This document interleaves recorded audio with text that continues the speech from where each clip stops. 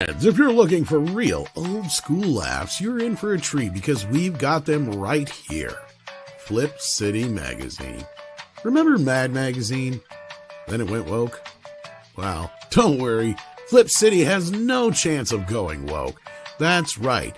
4 times a year, you'll get an actual printed magazine full of jokes, stories, comics, and more, all about today's pop culture, entertainment, and woke politics. Flip City takes terrible entertainment trends we love to hate with hilarious parodies of Lord of the Rings, Stranger Things, The Walking Dead, Star Trek, Hunters, and more. Trust me when I say there is nothing else like Flip City on the market. So subscribe today. It will be delivered in print, or you can even get it digitally if you're one of those wacky Zoomers. Either way, follow our link and sign up today, and if you put in midnight, you get an extra 10% off. Check out Flip City Magazine today. Yeah.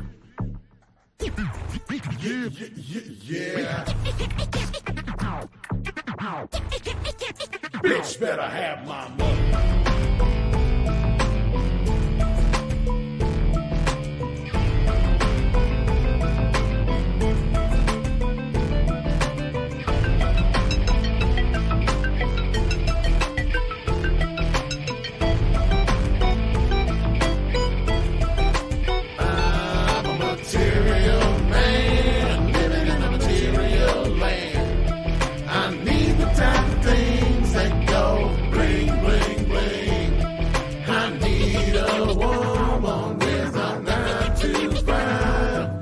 She wants to keep this romance alive. Yeah, right now, bitch, better have my money. Ain't get no deal unless you got the case, honey. If you ain't got no bank in your trunk, then you ain't gonna get none of my spunk. That's right. No spunk for you, baby. Gravy, dog, baby, gravy. Oh no, baby. Ain't nothing going on. Ain't nothing going on but the rent. But if you ain't the honeys, then you might as well get bent. I need a woman who's gonna smoke me right, with skin like silk and soft as cotton. I'm high, you're high maintenance and hard to please. I need a lady who's gonna take care of me.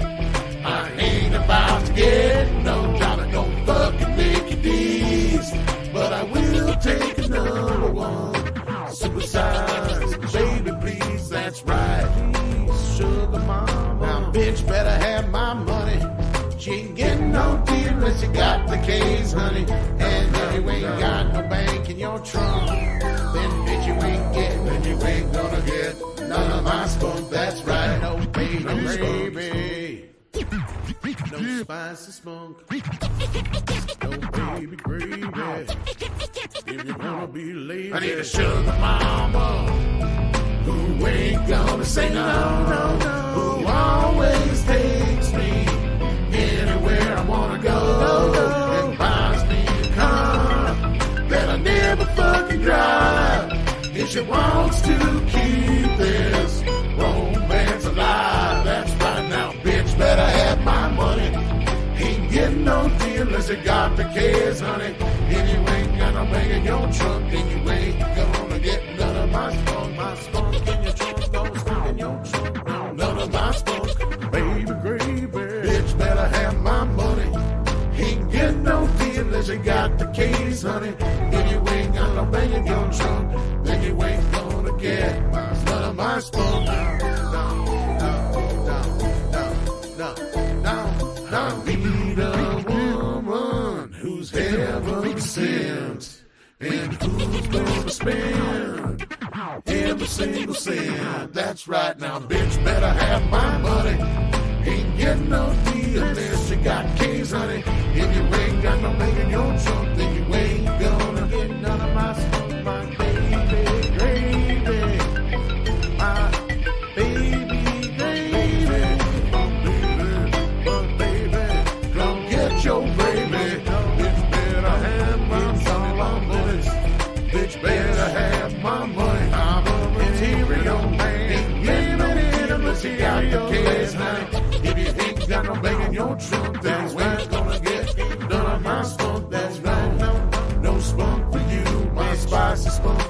Limitless, is all bitch.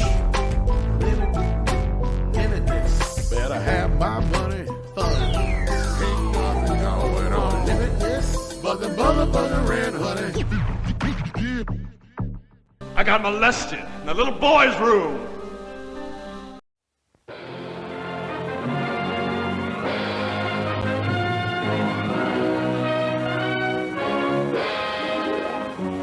Television highlights of the news of yesteryear.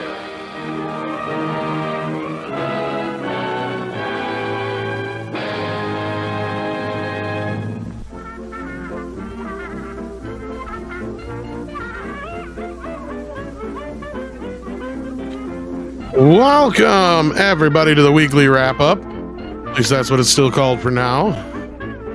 Till we come up with a new title. Filmed in front of a live studio audience. Welcome, everybody. Thank you for being here. Greetings, greetings, greetings. We have with us a lovely panel of beautiful, beautiful men. Stop. Good evening, everybody. Be Welcome. either. Don't just you can't decide. It's not up to you to decide, Tom. It's true. What is a woman? What is a We woman? can't even define it anymore. What is today? Usually it's Sunday in most parts of the world. Okay. All right. That might take some time. Yes. So with us, we have so far Scribelight. How are you doing? Doing all right. Just got done with the stream, finishing up the Vampire Lestat book review because that's what I'm doing for Halloween partially, and so it feels very appropriate with yours and my avatar. And hope everybody out there is having a good evening so far. Yeah, me too. Also joining us, we have Andy. How are you doing, Andy? Oh, wonderful. Just working as usual. Glad to hear it. What are you painting or what are you doing?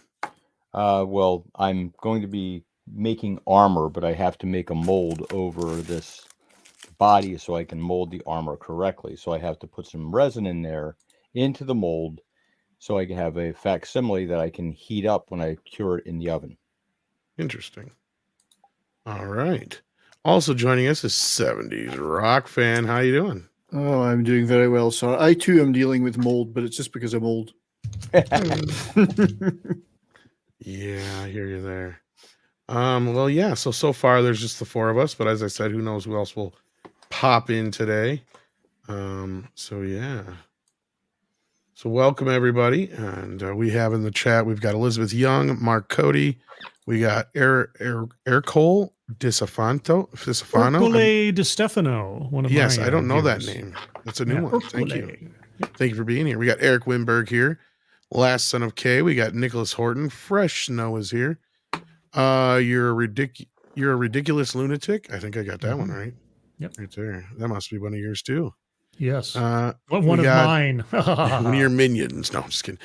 We got Ben Dowdy. We got Doug 1985 here. Lombardi 1969. Empers and M. Yeknomino's here. The Wolf Dog's here. Jason Webster's here. Spartan Bot 1001. Stephen Lanudo says DJ Turkey Gravy. Tom, that's right. Coffee Lovers here. Thank you for being here. Spaceman's here. And we also have Tripping Orc here who gifted 5 memberships. Thank you for that. We appreciate that here at the channel. That helps us too.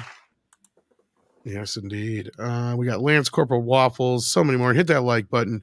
Share out the link. Let everybody know we're live. I see Cryam. We got Lat D00. Mega Wing Zeros here, and so many more. Thank you for being here, everybody. So yeah, we're going to talk about 50 of the worst decisions made in movie history, according to Rolling Stone.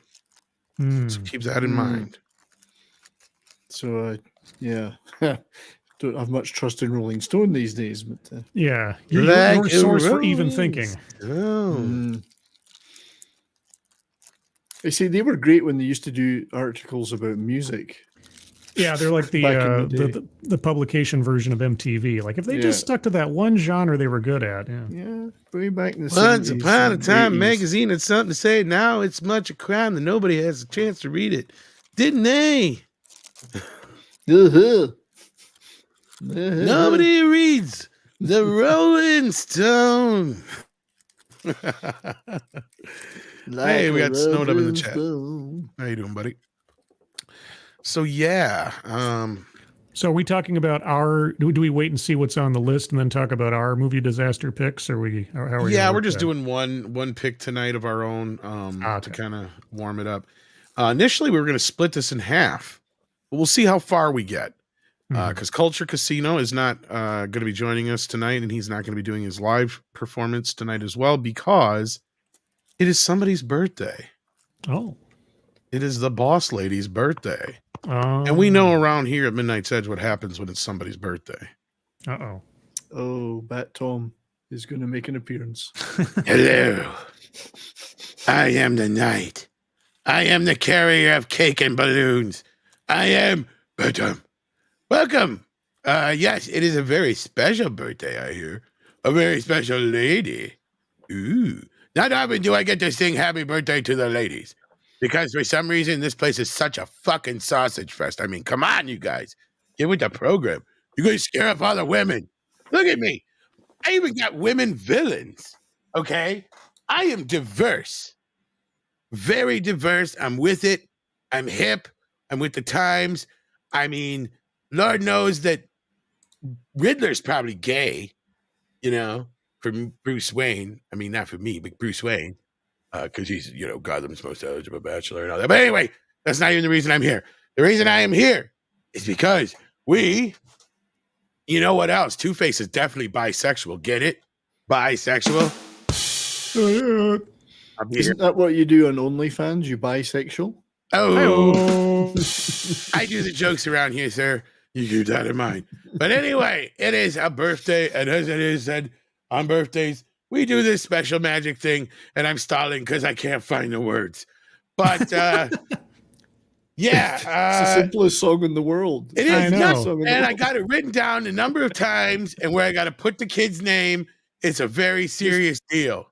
Remember, insert name here. That's the only bit you need to remember. Well, I know if it was Catwoman, I'd be inserting something. Hello. Hey-o. But with that, I found the lyrics here because I got it in a little pocket in my utility belt. Happy birthday to you. I mean, this is a chick, so I'm going to say it all like sexy, like I could rub my nipple at the same time. I'm wearing the bat nipple suit. I know you can't see. Happy birthday to you. I'm such a naughty boy. Happy birthday. Mrs. Boss is her name. See, she's a lady boss. All ladies are bosses of their own domain. Keep this in mind. Happy birthday to you. And many more. You can do so much better than that fuzzy Sasquatch guy, just telling you. Anyway, see you guys later. Have a good night. I hear Penguin's up to something. Go and catch the diddler. Yeah. A diddler. That's the one who goes around to the parks touching all the little boys. Molested in the little boy's room. He's creepy. That's right. Get on me this with a Bud Light.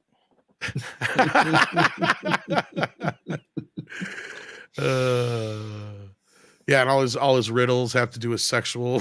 What is it? Dirty Sanchez.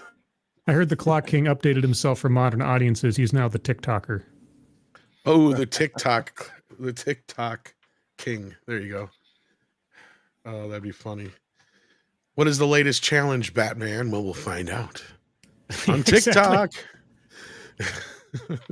Yeah, that's what they don't do is modernize all the villains. Now that would be like an Elseworld kind of thing. Let's see. It's like Batman in the 2020s. Like I said, Two-Face would definitely be bisexual, you know? Yes, yes. Well, they already ship Poison Ivy and Catwoman because, you know, of course, if girls are friends, they gotta be lesbians. Gotta be lesbians. Can't be anything else. But it wouldn't be Two-Face because he'd have to be like the villain of the modern days, so he'd be binary man. Yeah. I had to have can't be non-binary. True. I had that whole shipping thing explained to me years ago when I was in the Buffy chat boards and things like that. And oh God, I can imagine. They were talking about Spike and Angel, and I'm like, what the hell is shipping? Like, you know, relation shipping. Like, oh Jesus, like No, I first learned of this slash fic, Kirk / Spock. That was the whole shipping thing before it was shipping, as far as I knew. Isn't it funny how this all starts with Star Trek in weird ways? Yeah, it does. That's why I suppose I heard that's where it started. Yeah, the fan film started with Star Trek.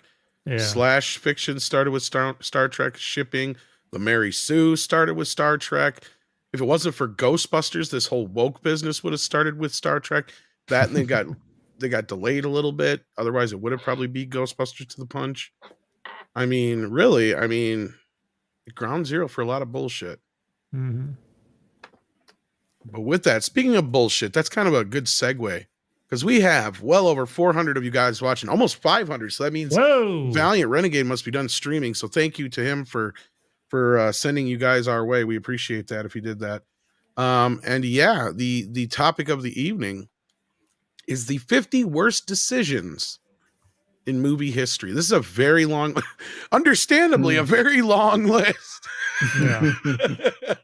Probably only scratches the surface. Only scratches the surface. I'm sure there's plenty of things that are going to get left off this list, and we'll probably add in our thoughts along the way or at the very end. Yeah. I think inventing the talkies was the worst idea. Things were great up until then. Allowing children to speak and women to speak, that was the worst decision ever. I mean, geez, yeah. Oh, yeah, God, no, I'm kidding, of course. But yeah. Here we go. And as you can kind of get an idea just from this, I don't know why Ernest is on here. They better not. Yeah. They better not fuck with the Saint Ernest. He should be up for sainthood. What is his place in this? I mean, Ernest has no sins. Yeah, he had some funny, silly, low budget, just for kid fare kind of stuff. How did anything he did was the worst decision? I wonder. You know what? I realized we missed out on. What's that? He is the king of rednecks. Ew. He is the king of childish pranks. I know, yeah, what am I? Now they're facing off. Ernest versus Pee-wee. Oh my God. Come on, that would have been amazing. Ernest would have kicked his ass with some redneck tools. Can you imagine if they did it in the form of like Batman v Superman, where they have to fight? Yeah, they have to fight at the end. Then tell me, Vern, does it bleed? I know you do, but what do I do? Martha. Yeah, well, I wonder what the Martha equivalent would be for those two characters. I know, right? Where's somebody would have to say Vern. Somebody have to say Vern. Hey, Vern. Marge. Vern would basically be like the Alfred character. Vern, if there's a 1% chance, I've got to take this guy out. I don't like him. Actually, that'd be perfect. Just take the script from Batman v Superman, change practically nothing about the lyrics, and just have those two characters say those things. That'd be great. I want that movie. AI, get on it.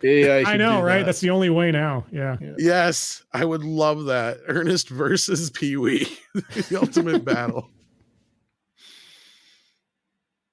Okay, so many missed opportunities, eh? So many right? missed opportunities. I know. That would have been amazing. And now you talk about it, it just seems like a logical thing to do. Right? I mean, why wasn't that done? Or at least a team-up film. Yeah. It probably coincided with that movie theater thing. That's right, yeah. Well, you know what would have been funnier yet is if like Cheech and Chong would have come in and or something like that. You'd have had, just somebody to come in to kind of trump it all.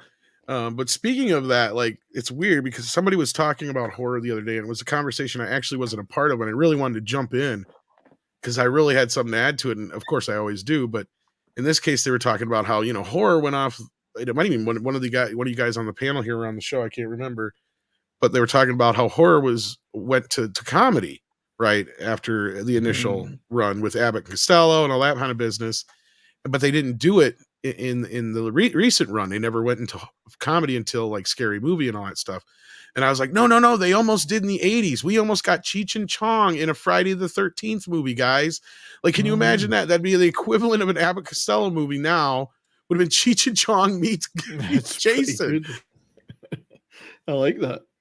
That would have been fun. Like, really, if you think about it, because that's the only way it works is if you still take Jason seriously. And like Cheech and Chong are trying to get laid, and then every chick they go try to get laid with gets killed by Jason. She was alive a minute ago. And they won't leave because they're like waiting for their hookup or something like that. You know what I mean? It's real simple. It's easy to do. But no, I'm glad they never got to that point because that really could have ruined the slasher franchises way too early in, I think. Did you ever know about that, Scribe? I remember hearing something about Cheech and Chong versus Jason. I didn't know it was an actual thing they were thinking about doing, but I heard a rumor about it a long time ago. Well, it was after the final chapter and the reception to part 5 when they didn't have real Jason in it, right? Right. And the studio's like, well, what do we do with this? We've done 5 of these now at this point. So the 6th film was almost the Cheech and Chong one, but Tom McLaughlin luckily had an idea to bring Jason back in basically the zombie form or whatever you want to call it. So he's always saddled with that for better or worse. Some people hate it. Some people appreciate it. So how could we do it today? How about Hangover meets Saw? Yeah, really. Take the wolf pack and have them in a whole Saw thing. Yeah, that'd work. Pretty much. Superbad meets Megan. Oh, well, are we that far away from Chucky V Megan? Not really. I mean, that's the weird thing. Have you guys seen Megan? Yes. I haven't. No. Okay. Have you seen the remake of Child's Play? Yes. Not yet. They're the same movie. So Scribe knows exactly what I'm saying. Yeah. And that's what I griped about Child's Play. I was like, if they took everything out of this that had anything to do with Child's Play, I said, this would actually be a decent original movie. Well, Megan. And then we get Megan a year and a more, half later, 2 years later, whatever. Yeah. Megan reminded me more of, you mix the Child's Play remake or just Child's Play in general with the good son and the bad seed, because Megan was also kind of like an adopted daughter at the same time. Yes. Yeah, but so it's it also felt more like like that. Yeah. See, women nowadays or girls nowadays, I could see wanting a companion like that more than boys. Boys are just too invested into like video games and such. Like that was my problem with Child's Play, the remake. I'm like, back in the 80s, I could buy, because we had similar dolls to, it was based on the Cabbage Patch craze, and we even had Buddy come out in the process of making the film, which caused them to change so much shit in the movie, from Buddy to Chucky, and even the storyline from Blood Buddies, which was part of the title initially, to the voodoo thing, which Don Mancini hated to this day, that the voodoo aspect was brought in. I love the voodoo thing. I got to say, he's had so much fun with it now, though. Like that's the thing. Awesome. Yeah, but he's kind of gone a little too far sometimes with it too.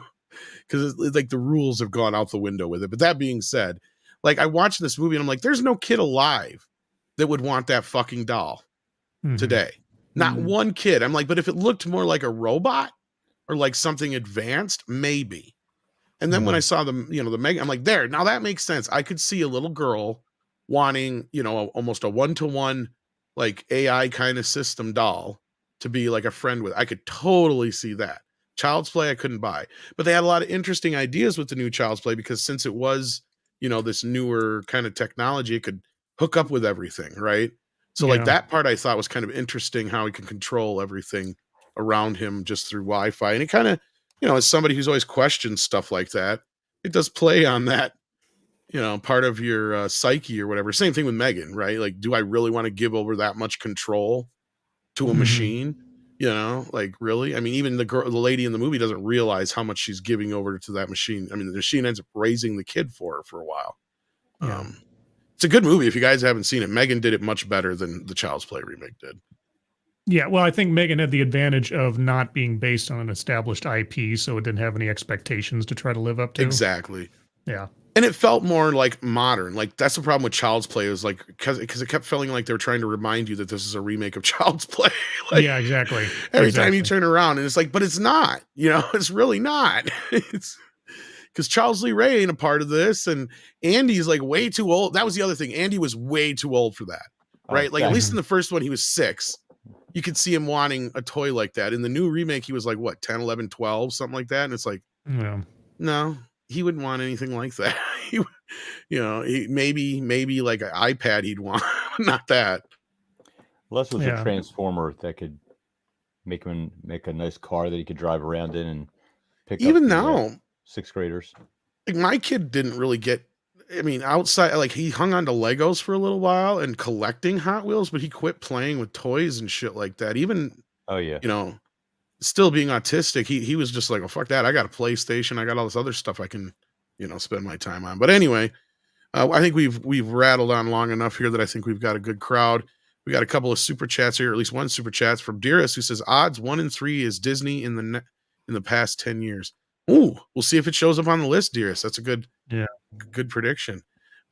Jason Webster says, as Ricky Gervais said, Cats 2019 is the worst thing to happen to cats since dogs. This is true. That or you could probably say that and or neutered and being spayed as well. Oh, Bob Barker. How dare you, Bob Barker? But yeah, no, like now this is a fairly new list, but it's not like brand new. So I'm gonna take the bet that Disney is not on here yet. But now if they had just done this list, the odds would be much higher. Right? Because this was done back in September, not quite a month ago, but you never know. Yeah, I could imagine a couple of Disney possibilities, but I guess we'll see. Oh yeah, maybe from the past, definitely. Mm-hmm. Yeah.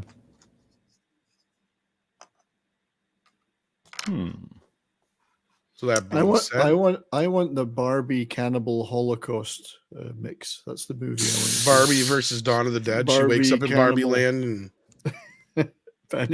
Barbie versus Cannibal Holocaust. No. Barbie versus Doll Man. Oh yeah.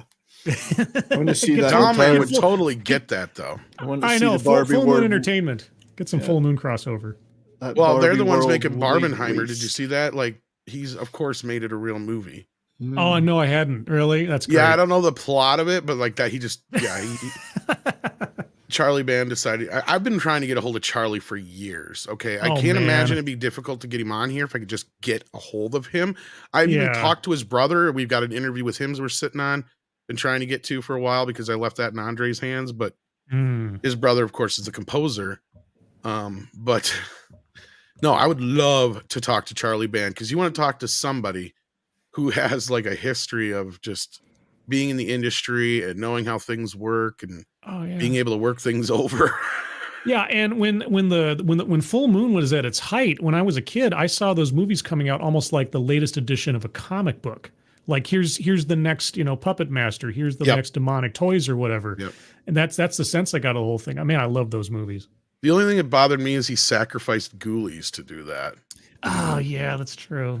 Because he had to sell off a bunch of his Empire stuff, and the only one he kept was Trancers, and then he sold the rights of like Ghoulies and everything else off, so he could get to. Of course, he had most of those sold off before. Right. Even like that's the thing. A lot of those older movies he had just sold all over the place. All right, we better get to the list. Interestingly enough, one of Gary's distant cousins ended up with the rights. Gary Beekler. Oh, who sadly passed away a couple of years back. Yeah, I don't know where I think they're just sitting with his estate now, but I'd love to get my hands on those rights. Okay, so racist casting, big budget bombs, directorial hubris, and more epic feats of stupidity, according to Andy Green of the Rolling Stone. Let's get into this 50 worst decisions in movie history. Heaven's Gate has to be on here. Heaven's Gate. Do we want to read this whole thing or? Nah, let's just kind of go. All right, number 50, I should say. Sorry. Hugh Grant goes for very expensive $50 drive down Sunset Boulevard. That's appropriately placed. Yes, 50. That's a good place to start because he was a very naughty boy. Look at that posture. What is wrong with him? He knows he fucked up. Yeah. Motherfucking Hugh Grant, right? Like you can just about get like, first of all, it wasn't even so much that people are like, dude, you can get any woman you want. It was the fact that he was with Elizabeth Hurley at this time. Exactly. Oh, like man. you were with. Still, have you seen her lately? Oh man. I mean, just at that time, she was considered the hottest woman alive. Yeah. It was a drive down Divine. That's right. So, truth be told, hot often means crazy, so it might not have been all like paradise, all the same. Well, and at this time, I mean, he was under the paparazzi's eye. You should know better, dude. Yeah. I mean. Yeah, this is nobody's fault but his own. So I think that's a famous Tonight Show apology. I think. Do you guys think that made it worse, or do you think that really helped him? I think it helped him in the end. Yeah, I think it humanized him a little bit. Honestly, I think the whole thing kind of helped his image in the end anyway. It hurt him at first, but I think it made gave him this edge that he didn't have before. I don't know why he just didn't say, well, I was researching for a movie. And then he could have got away with it. I'm going to be in the sequel to Pretty Woman. Yeah, that's right. Something like that. Oh, I was researching for a movie.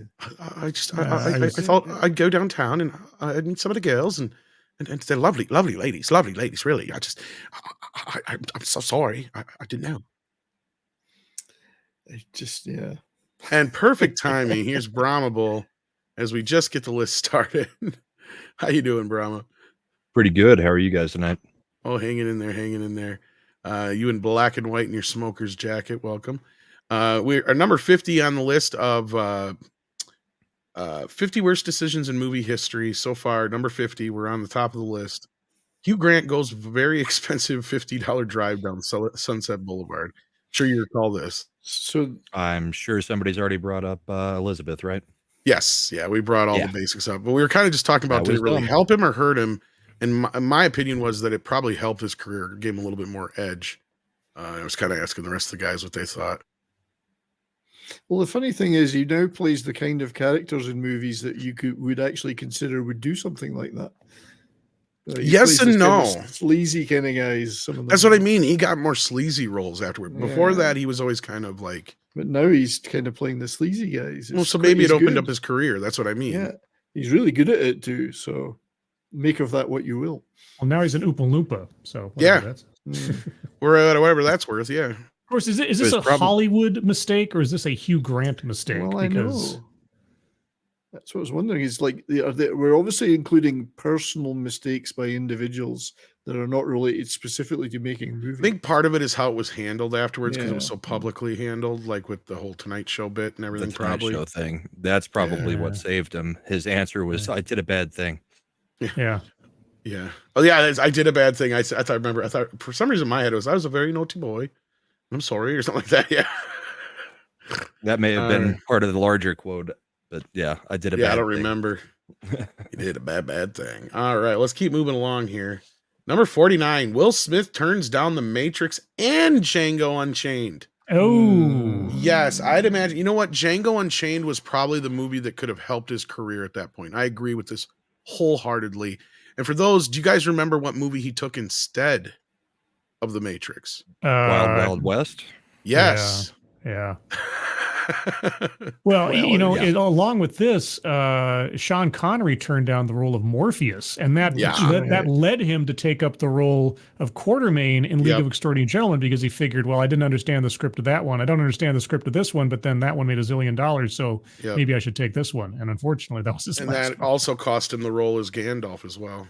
Yeah, exactly. That's right. Maybe Jada wouldn't have cucked Will if he had taken either of these roles. Oh, that's right.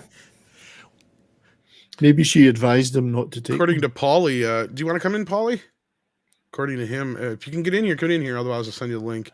But according to him, Duchovny turned it down as well. I can kind of see that, but it seems a little off. I know Brandon Lee was who it was initially written for.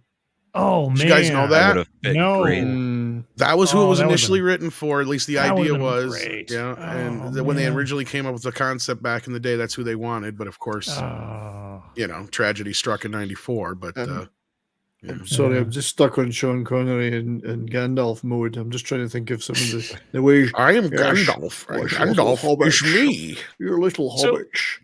Do you think it got into the franchise afterwards as a consolation prize for Will not making it? I'm sorry, what was the question? I was like, would Jada Pinkett end up in the Matrix franchise after that? Do you think that was like a consolation prize? Because I think that was her first cuck on him. Oh yeah, that's right. That's what I think. Yeah, there you go. I can like, get okay, you didn't fuck with this, I'm gonna fuck with it. And I guess she asked him permission or how he felt about it, but Lord knows we never got the true answer of how he really probably felt. Yeah. I mean, actors turn down stuff. It got her all out of the the time. house for a while, I'm sure. Actors turn down things all the time. I mean, lots of actors are offered lots of stuff, and I'm sure. Oh God, that is the question I ask almost everybody I've ever been, in an interview, and they hate answering, and you can tell. Because they're like, oh, I don't even remember, or I don't know if I should.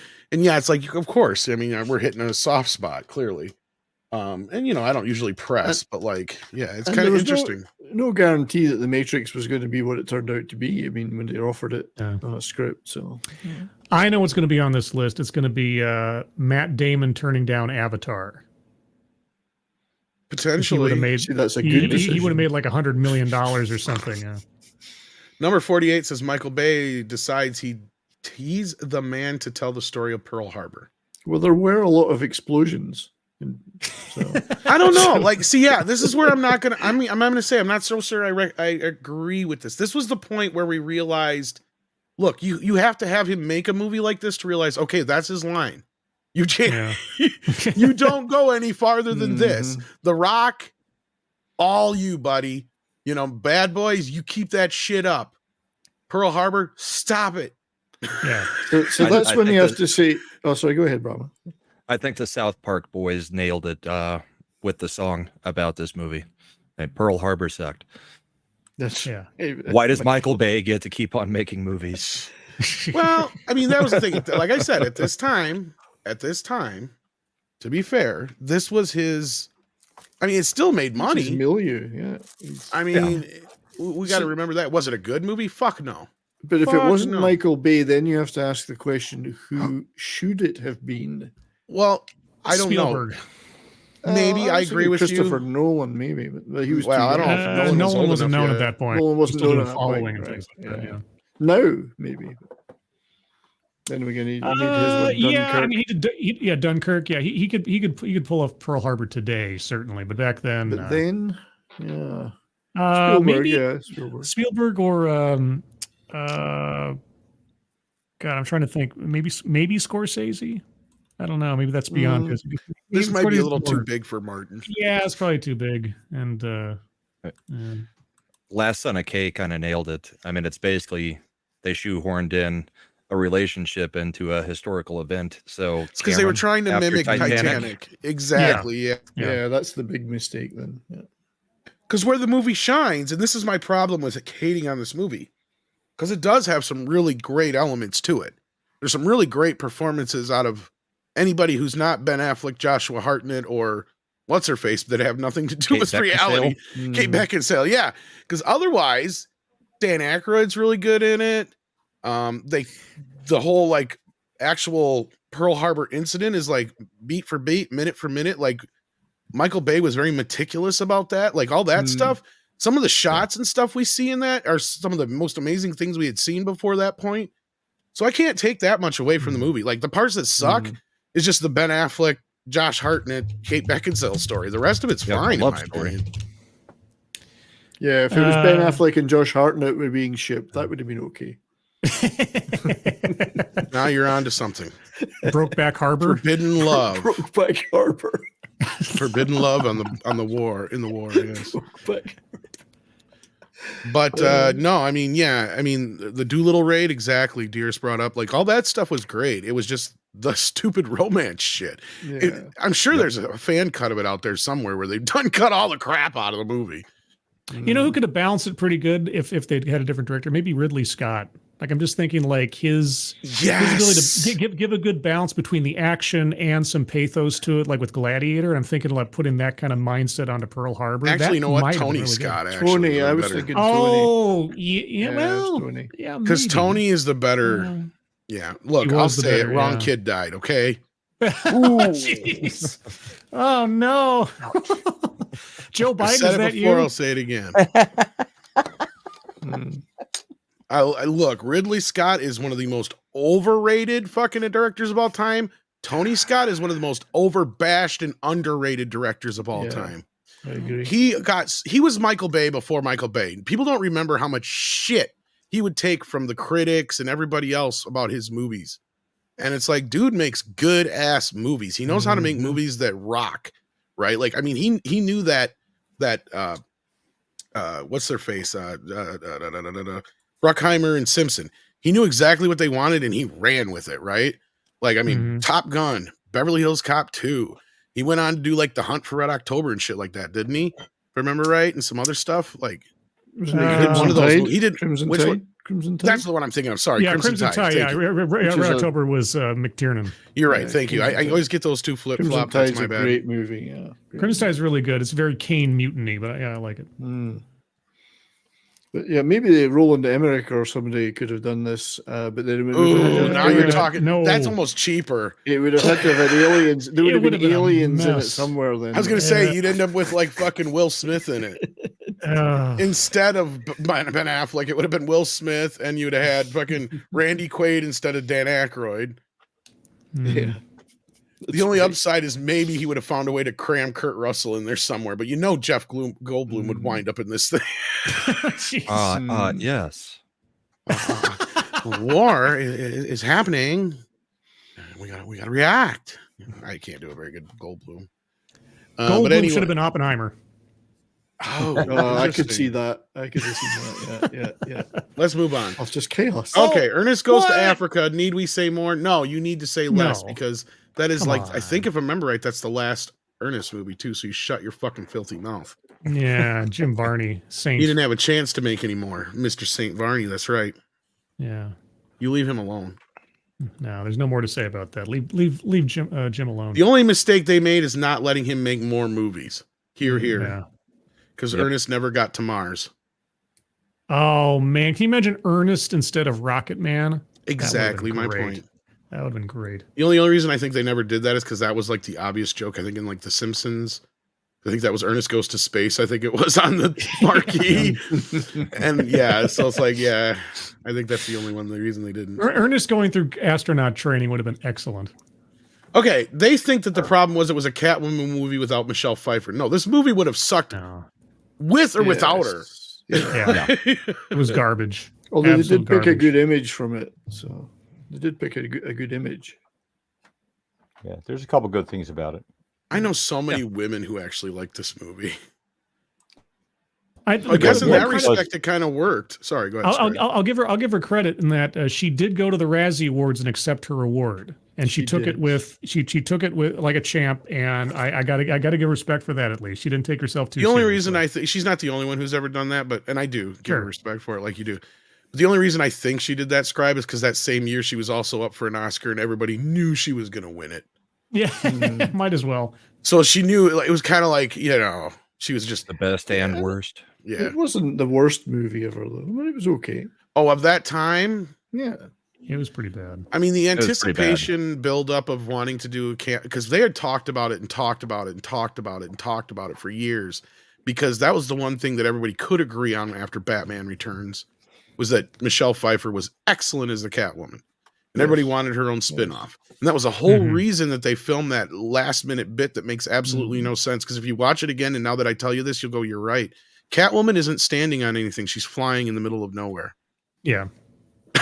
When they zoom up, like, where is she standing? There was no building there. Now, here's the question. Is this a worse, as far as a showcase for a particular comic book character, is this worse, and I'm fine by degrees, worse or better than Steel? Ooh. Steel I mean, production quality is obviously going to go to Catwoman just overall for everything, but I was talking about as representation of the character. I think as far as everything goes across the board, I think this, because with Steel, you had less expectations. It was a newer character. Yeah. Outside of them taking away the Superman connections, I mean, the movie is just, the movie is what it is. It's a joke, right? Yeah. But we also have Paulie joining us. Thank you for being here, Paulie. I thought you might have fun with this. Yes. I thank you for the invite. Of course. But yeah, we're talking about, I'm sure you're aware, the 50 worst decisions in movie history. But yeah, I think, I don't know what everybody else feels, but I think I'm going to go with this was the bigger mistake than Steel. So if they got Michael Bay to direct it, it might have been better. Well, it would have had better ass shots, that's for sure. I understand why women like this, because this could be their future. Oh shit! Hey, Six is in the house. How you doing? I'm willing to bet she sent us a pooper sticker. She did. She's probably upset because I think she works tonight. I'm sorry, Six.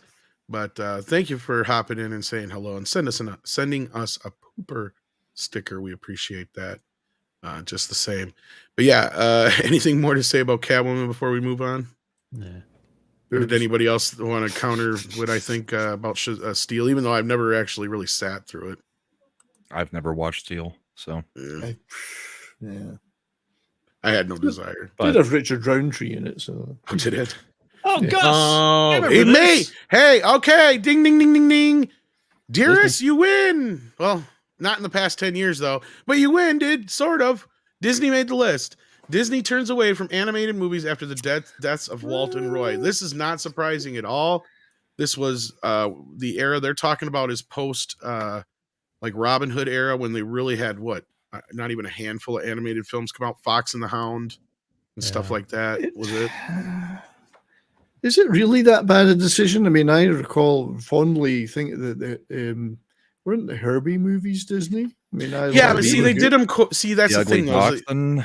They did them in tandem, though. Like that's the thing is they had the live action films plus one animated movie every year, every other year, whatever.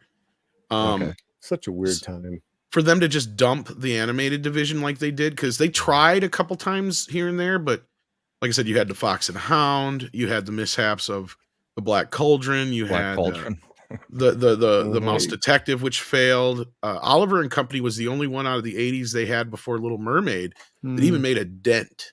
Oh, this is the 80s?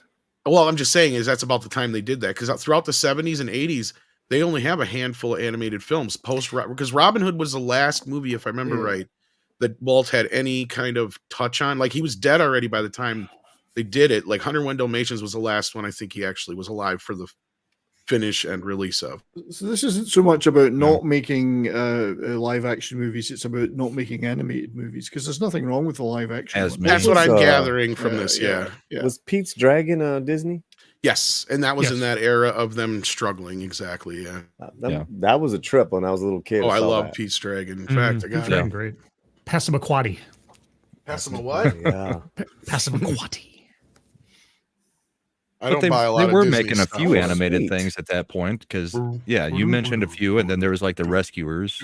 That was those are the only ones. Rescuers. I saw the Rescuers. Yes. Mm-hmm. Yeah, that was their only bigger one in the 70s. It would be the first Rescuers. Yeah. Was American Tail Disney or not? No, that was Universal. No? That was Universal. No, that was actually Universal, and Don Bluth left Disney because they weren't doing animation anymore. So he's like, "Fuck you guys, I'm going to do my own thing," because they didn't want to do it. And he went over to Universal, and Universal actually, this is kind of weird how history repeating itself. Universal kicked Disney's ass for a couple of years in animation between American Tail and The Land Before Time. They knocked the shit out of Disney in the 80s until Little Mermaid.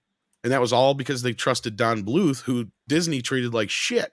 Oh yeah, there was the Aristocats too. And I think Aristocats and Robin Hood were the last two was pretty good that Disney had any kind of influence in, I guess would be the best way to put it. Was Secret of Nim? Secret of Nim was MGM, but I think Don Bluth also worked on that as well. Yes, he did. Yeah, I didn't know if that was MGM. And it was like Don Bluth's Secret of Nim. Yep. Yeah, he was kind of the guy who went away, and then you also had a very young Tim Burton at that time, who worked on, who went with Don, because he started work at Disney, and then Don took a bunch of the animators with him, and I remember Tim worked on, I know he worked for sure on Black Cauldron and Secret of Nim with him, I think. Black Cauldron. I'm not sure about the other ones. Is the one I really remember from the 80s. I can't think of any other 80s animated ones. They didn't until because I'm trying to remember when Mouse Detective came out. But Mouse Detective, I think, was 86, if I'm not mistaken. Yeah, somebody look it up. Yeah, but that was technically a flop. The 80s. Yes, Little Mermaid was 89. Yep. Yeah. But yeah, the Black Cauldron was a great movie. All Dogs Go to Heaven was the other one I was trying to think of. Thank you, Emperor's NM. What MGM about and Universal Rabbit? Kicking their ass. That was 88. So that was okay. So that was what happened was you had Roger Rabbit was the bridge back to animation, because during the 80s, the hits that Disney had were Splash was their first big adult oriented hit. Then they had things like Three Men and a Baby, the first couple Ernest films, to bring up Ernest here. They had they had a bunch of other ones too. I'm trying to think. Down and Out in Beverly Hills, Ruthless People. Shit. Were those under Touchstone? Yep, under Touchstone, and then they brought up Hollywood Pictures later on. Right, so that was their bread and butter for a while there. Yeah, they're more edgier stuff. And Roger Rabbit was made under Touchstone, but it was the most expensive movie that Disney had made at that point. Was it our favorite movie, Touchstone, Blood In, Blood Out? Yes. Yep, that was under the Touchstone banner. Yep. Or no, wait, that's Hollywood Pictures. I think it's Hollywood. But it's the same difference. Hollywood came along a little bit later. I think that was in the 90s. But yeah, that Going was the back same Who to kind did of All thing. Dogs Go to Heaven? That was MGM as well, but I think Don Bluth MGM? was involved in that. See, Don Bluth would bounce Okay. between So them and all the good stuff from that time period was yeah. The only thing he Right. wasn't involved in, from my memory, was the sequel to American Tail. If Five that Will Oh, makes Goes right. sense. West. Five Yeah. O Goes West. Yeah.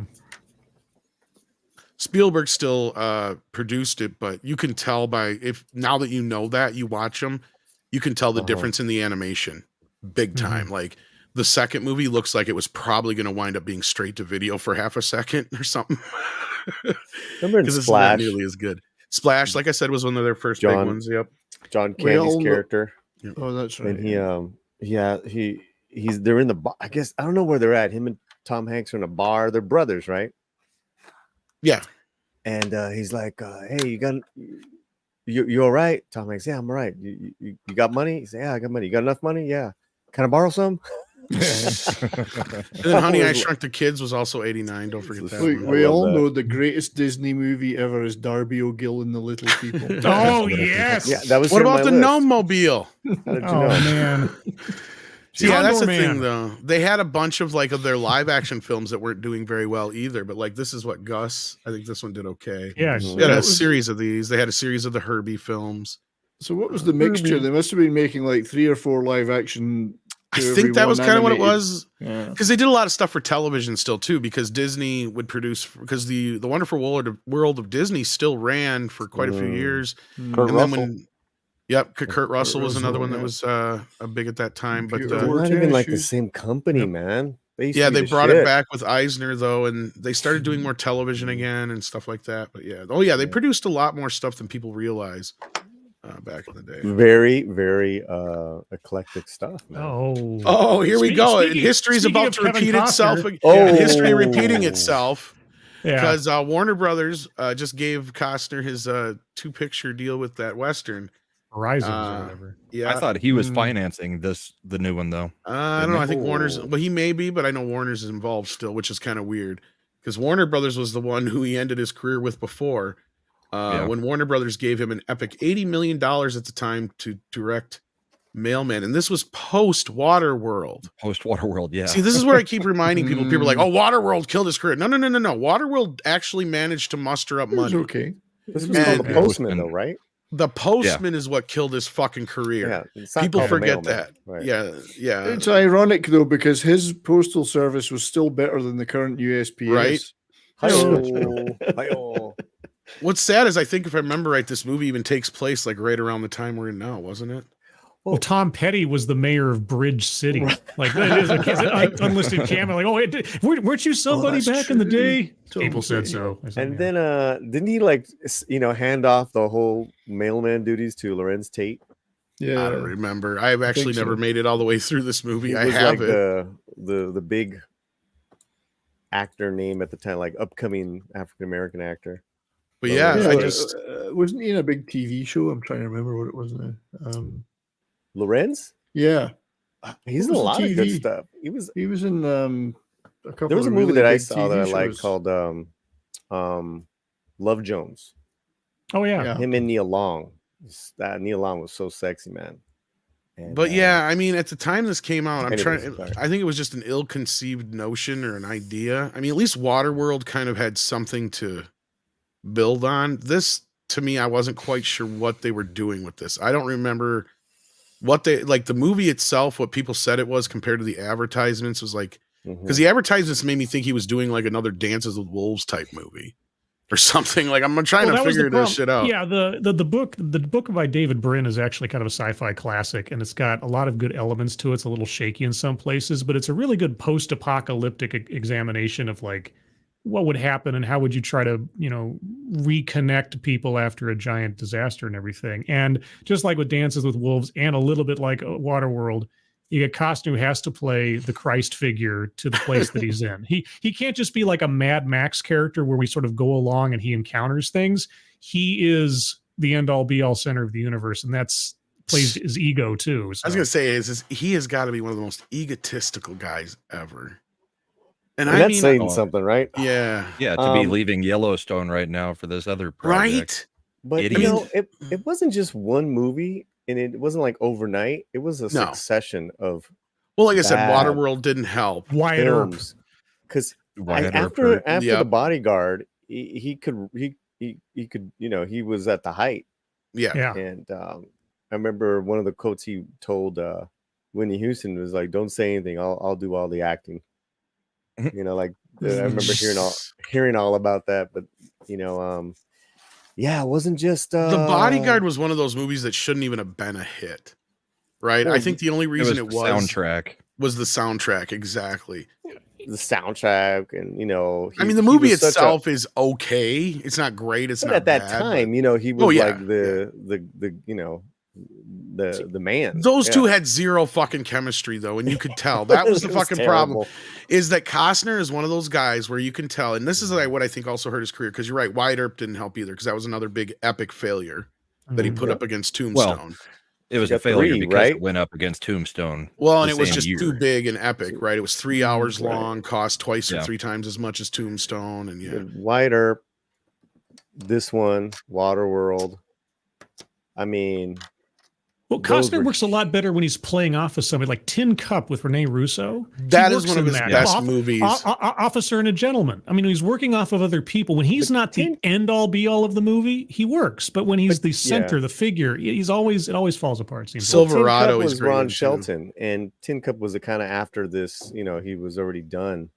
Mhm. Well, Tin Yeah, Cup he was wasn't- sandwiched in between Waterworld and The Postman. Yep. Was it? That's what he did in between. Yeah. Tin Cup was a great. But see, great Tin little Cup- sports It's a film. classic. Yeah. It didn't do well at box office, though, No, either. it That's the didn't. thing. No. Video Um, been But great though. it's a good Did film. great on Like video. people Oh, still yeah. watching it. Oh, yeah. And Mhm. that casting of Cheech and Don Johnson, Yeah. they hit it off so much on the set that they Ended up they doing the did, show Dash together. Bridges. Yeah. They did Yeah. that TV show together. Yeah, and I think you're thinking of Richard Gere, unless I don't remember Kevin Costner being in An Officer and Gentleman, unless you're thinking of a different. Oh, was Richard sorry, Gere, no, yeah, I yeah. apologize. I was thinking no. I mean, I'm trying to remember. I think he did No Way play Out? like. No Way Out. That's what I was thinking. No Way Sorry. Out. Okay, I was No Way thinking- Out, sorry, yeah. but naval stuff, and my brain is. Yeah, I was gonna try. I'm Sorry. like trying to remember. He did do a Navy movie. I was trying to think of. We No just Way Out, saw that the other day. That was with Sean Young, right? way long time ago. I think. Dude, that Yeah. movie was wild. Then there's like, Field of Dreams. great And he, I twist mean, in he it. had this great Yeah. like ramp up, and then all of a sudden, Yeah. just with those few movies, he just went when off he's the in an rails. ensemble, he works. And he was works in an edited ensemble. out of And I think Untouchables. his difficulty, the Untouchables as well, but I think his difficulty Untouchables, set in. That was what I think is that because that was where I heard the most stories back then about how difficult he was to work with and how much of a jerk he was to work with in some cases too. So I don't think he softened much either from what it sounds like. Because I mean, he even sounds like he's preparing himself for legal issues over this Yellowstone thing, which that even tells me he knows he's kind of in the wrong. He's a schmuck, but I like him. I watch his shit. That's what sucks. Right. You still Right. like him, yeah. He's just like what's his face, the Mandalorian, Pedro Pascal. Can't fucking stand the sight of him if he's not in a movie, but as soon as he's in a movie, you just go boop, because he knows how to do that to you in a scene, right? He can pull you right into the scene, and you're in with him, and you're just like, I forgot who this guy was before. Great example of that is I love and adore him in the Unbearable Likeness of whatever the fuck it was. The movie Massive with talent. Cage. Yeah. Yeah. He is so good in that fucking movie, right? Like Yep. that is another one of those movies where he reminds you that he is such a great, brilliant actor, but he probably sucks as a human being to deal with, but yeah. If you guys want to like really see him, Pascal, do some great acting, it was at Saturday Night Live that he did a few months earlier this year. Oh, I usually refuse to watch that unless somebody tells me that there's something worth watching. His on it, yeah. skits, he had some I saw the really- Mario one, but Mario one was great. the last of them, Mario. But yeah, like exactly, you can't stand them. They're schmucks. I don't know. I probably would rather have a beer with Costner than Pascal. With Pascal, Probably. I'd probably like to talk theater and acting shit with him. Yeah, Just I mean, 'cause I I'm know not he- saying that Costner would be a dick to you personally, but I just mean to work with. I've heard he's a real difficult Gotcha, jerk. gotcha, Difficult. gotcha. Yeah. Especially during Waterworld, like a lot of people got hurt. Oh, Yeah. oh, that's right. And it was his responsibility because he was director. So I think if Wyatt Earp was like cut down like an hour, it would have been. He didn't have to tell it in real time, did he? Well, that's the problem. Yeah. Well, not only that, you put it up against, and I know some people will make the argument, well, Wyatt Earp was the more historically accurate one. It's like, yeah, exactly. Like Brian just said, that's the problem. It feels like you're watching it for an eternity. I've tried watching it like actually 3 entertaining. times.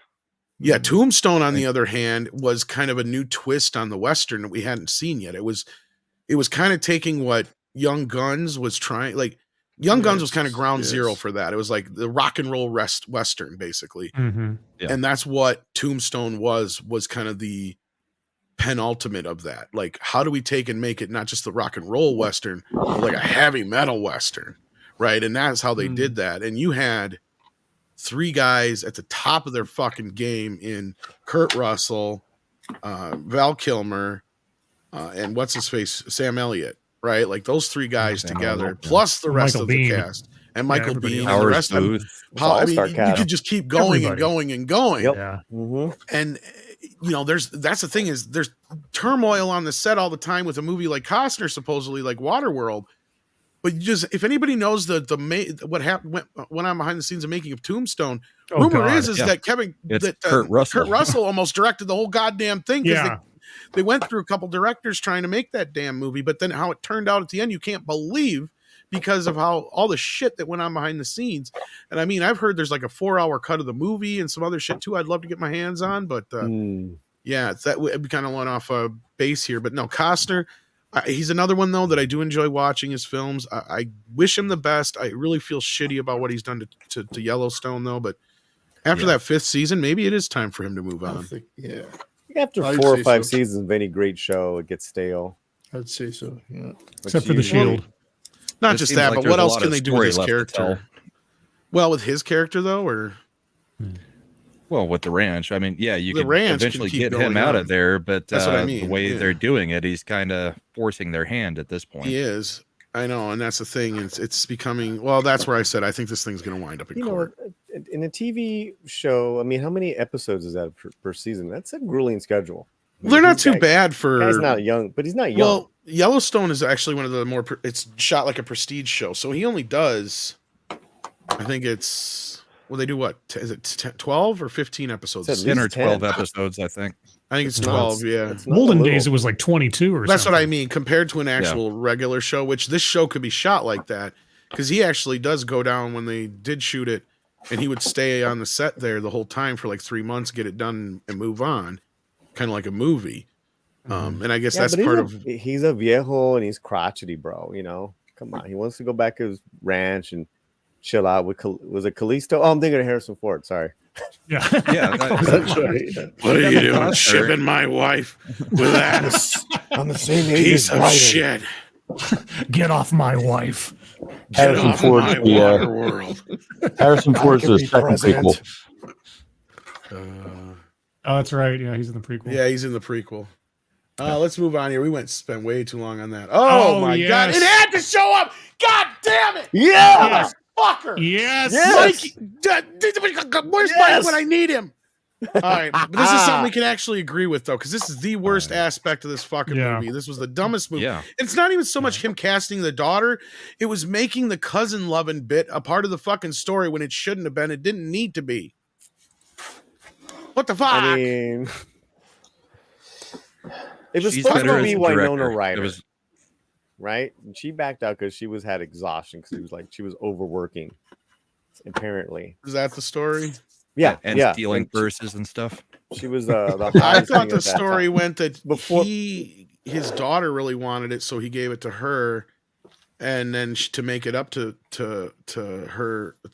Winona, she got the role in Dracula. I thought, but you could be right. I didn't know that. No, she was working a lot at that time period. She pulled back of the role. I mean, Andy Garcia was fantastic in his role. Mhm. I will say Yeah. that it was a great role. You know, remember at that time before Tom, you know, people wanted Travolta to be in the Godfather 3. It was, you know, there was I'm like a gangster, Al Pacino. like Al Pacino. But okay, you know what, Tom? I'm not gonna.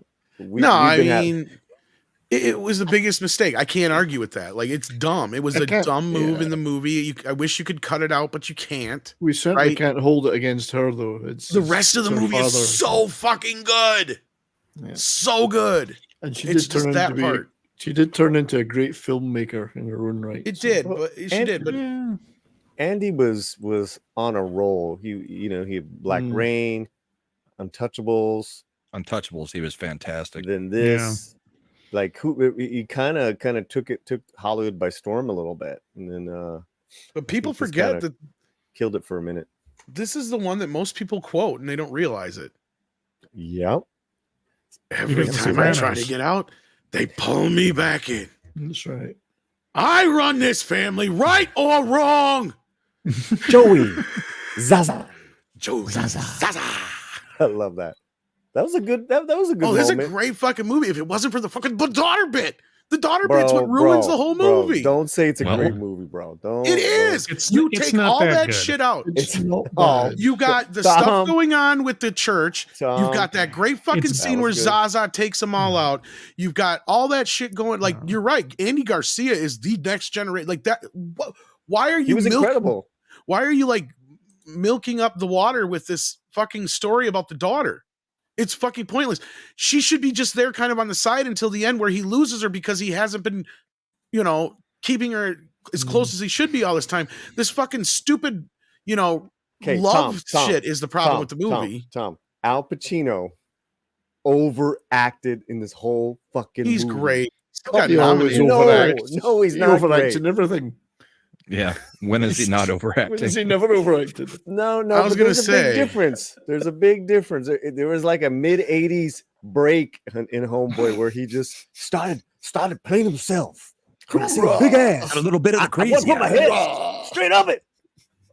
I'm not going to disagree that he does amp up the Pacino a bit in this movie. But again, like I said, that's one of the reasons why we quote it so much, because it has all the great quotable lines and it's the way he delivers them. And it's, but it's kind of a joke, bro. Yeah, I can see from an acting point of view where you're coming from. No, I'm comparing him to his Corleone in 1 and 2. That's what I'm comparing it to. He's also, you got to think of it from a perspective. He almost ruined that. I can understand that from your perspective. I also see it as far as where he's at in his life. Like, he has been dealing with this shit that's the thing. People also forget that the third film is quite a jump. It's almost like more time than what actually was there in real life between the movies. Thank you. Hold on. Thank you, Putin's cat. No, Robert fucking. Well, that was Bobby, on, half bro. Bobby. I blame half Bobby on that half. You keep up. You keep up. I love you, man. Yeah, but what does he really need to be there for at the end of the day? Okay, yeah, sure. Right. At this he point, was supposed to be in it, and they wrote him out.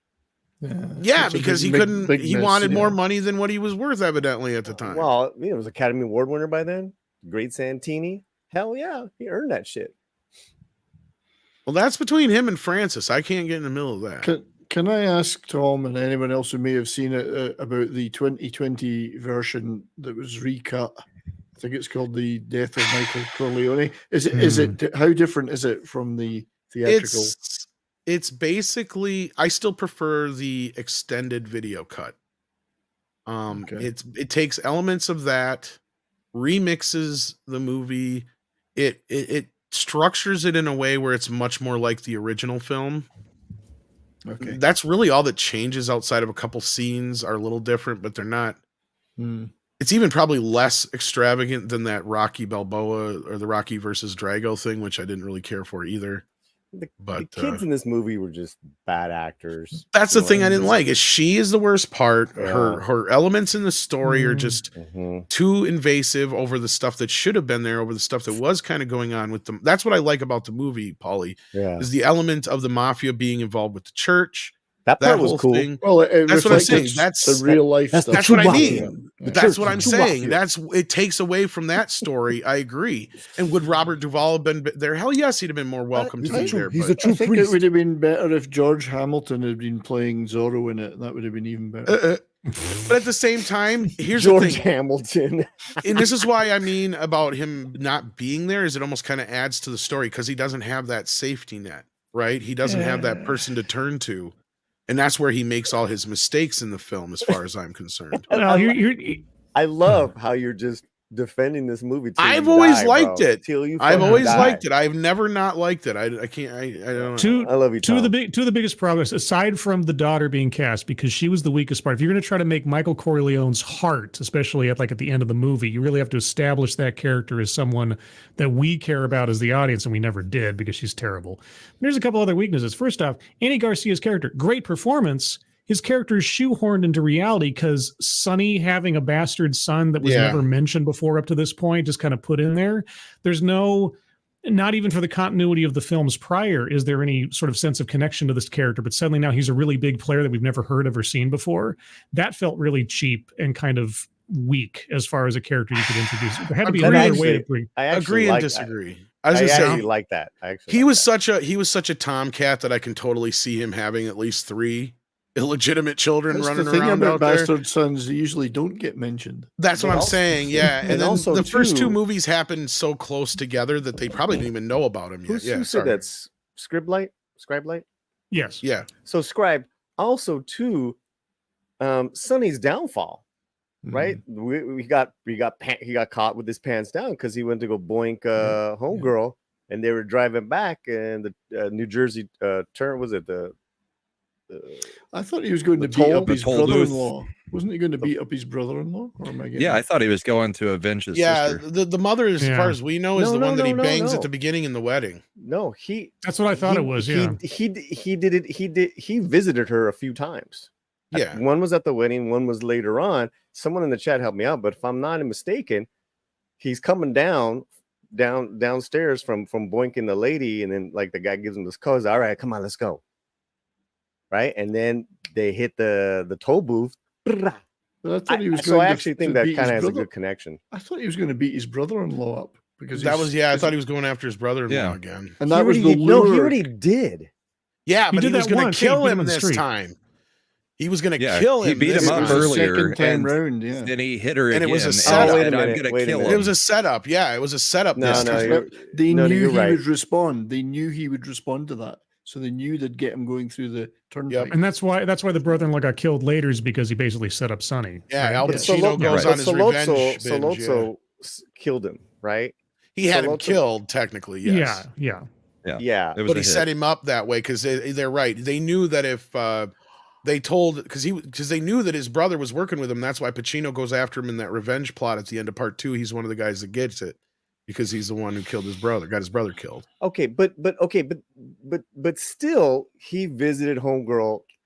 Oh, he did it multiple times. I'm sure he probably did. No, I'm not saying it doesn't. I'm not saying it doesn't make sense. But there's to a connection. You're saying it kind of like was shoehorned in. I don't. Well, but the character himself, it just. I don't remember if it's the same actress, but it is the same character as far as like when they introduce her. Yeah, like I get that, but there's so much going on in this movie. You bring in this character who's now like the central figure, and he's got no other connection to the family. You've got Michael's own son and his daughter, and you've got the new consigliere, and you got the there's so much happening that even though Garcia gives a great performance, I never felt of him in the movie as a force enough to become the character that the importance that he came to at the end of it. No. He think so? He was his presence, he was grounded, he was. Well, him just showing up sets Joey Zaza off, right? Remember that, because that's the whole thing. Is Joey thought he was the next guy in line, and as soon as he knows a blood relative, a male blood relative who is interested in taking over the family shows up, guess what that means? I actually think the 2 best performances in that film are Talia Shire and Andy Garcia. You're not Everyone wrong. else is kind of either they're terrible or they're overacting, like Eli Wallach in Is it the same actress? I wasn't sure, but I guess it is. Okay, yeah, that's what I thought. It's too long as well. I mean, they could have trimmed half an hour. Well, that other cut does trim it down a little bit. It's way. I mean, too as far long. as making it better, I can't say it does, because it doesn't get rid of the daughter aspect. But here's the weird part: the cousin thing, whether that the storyline didn't bother as much as her acting. Yeah, that's true. Yeah. That's true. Lack of acting. You mean? I mean, if it was Winona, we'd be like, yeah, I can understand. And the other problem is they're first cousins, right? Like that's my other issue. Is like I can see this being more plausible if they were second cousins, maybe, because back then even that was a little less taboo. Well, when this movie Pacino took place, said, "Hey, what you're doing is wrong." Well, yeah, but to be that thing that you didn't need it. It was unnecessary, right? You can still kill her. She can still be an important part because that's the thing. She's already set up to be the connection to him to getting into the legit business, right? Like that's the whole point. Incest is well, this is way before Game of Thrones, damn it. Incest is hot. Hey, look, it's okay for European royalty, but not exactly. Yes, not we don't do that shit in Italy. No, I'm just kidding. Anytime Godfather 3 brings up with me and Tom, it's like it's we're a here big. for an hour. I knew it. That's why I reacted the way I did when it came up on the list. I'm like, motherfucker. This never fails. Never fails. Okay, yeah, we're gonna be lucky to get through half this list tonight, guys. But here we go. Let's keep moving along here. Let's get past that. Idiocracy gets denied a wide. Oh, this is definitely a plot. I agree with this. Yeah. This is one of the greatest movies that was never realized. Well, Fox didn't know what the fuck to do with it. They didn't know how. They changed the name like 20 times on Mike Judge. They didn't know how to advertise it. They basically threw it out in a couple of select theaters for like a couple of weeks and then threw it on video and ignored it for years. And people like me and other people kept pointing it out to people going, you got to see this movie. It is fucking hilarious. It's from the guy who made Office Space and Beavis and Butthead and King of the Hill. Check it out. You're not going to regret it. And it is. It's one of the most beloved cult films now. And not only that, it's most relevant now than it ever has been before. Prophetic. I got to imagine you all have seen it. Yes. Oh, yeah. Oh, God. Yeah. Great movie. Maybe the best thing Mike Judge has done. I don't know if I can say that over Beavis and Butthead, but it is definitely his best movie. Bigger fan of this. I like Beavis and Butthead, but I thought this was just fantastic in every way. Yeah, I mean, Terry I wish we'd have Crews. got a TV series out of this, actually. Oh, jeez. You want a TV series out of this? Just watch modern television right now. On, I like, know, Netflix. but it would have been I mean, hilarious. Come What on. plants crave. Yep. Like water out the toilet? Water out the toilet. Rondo.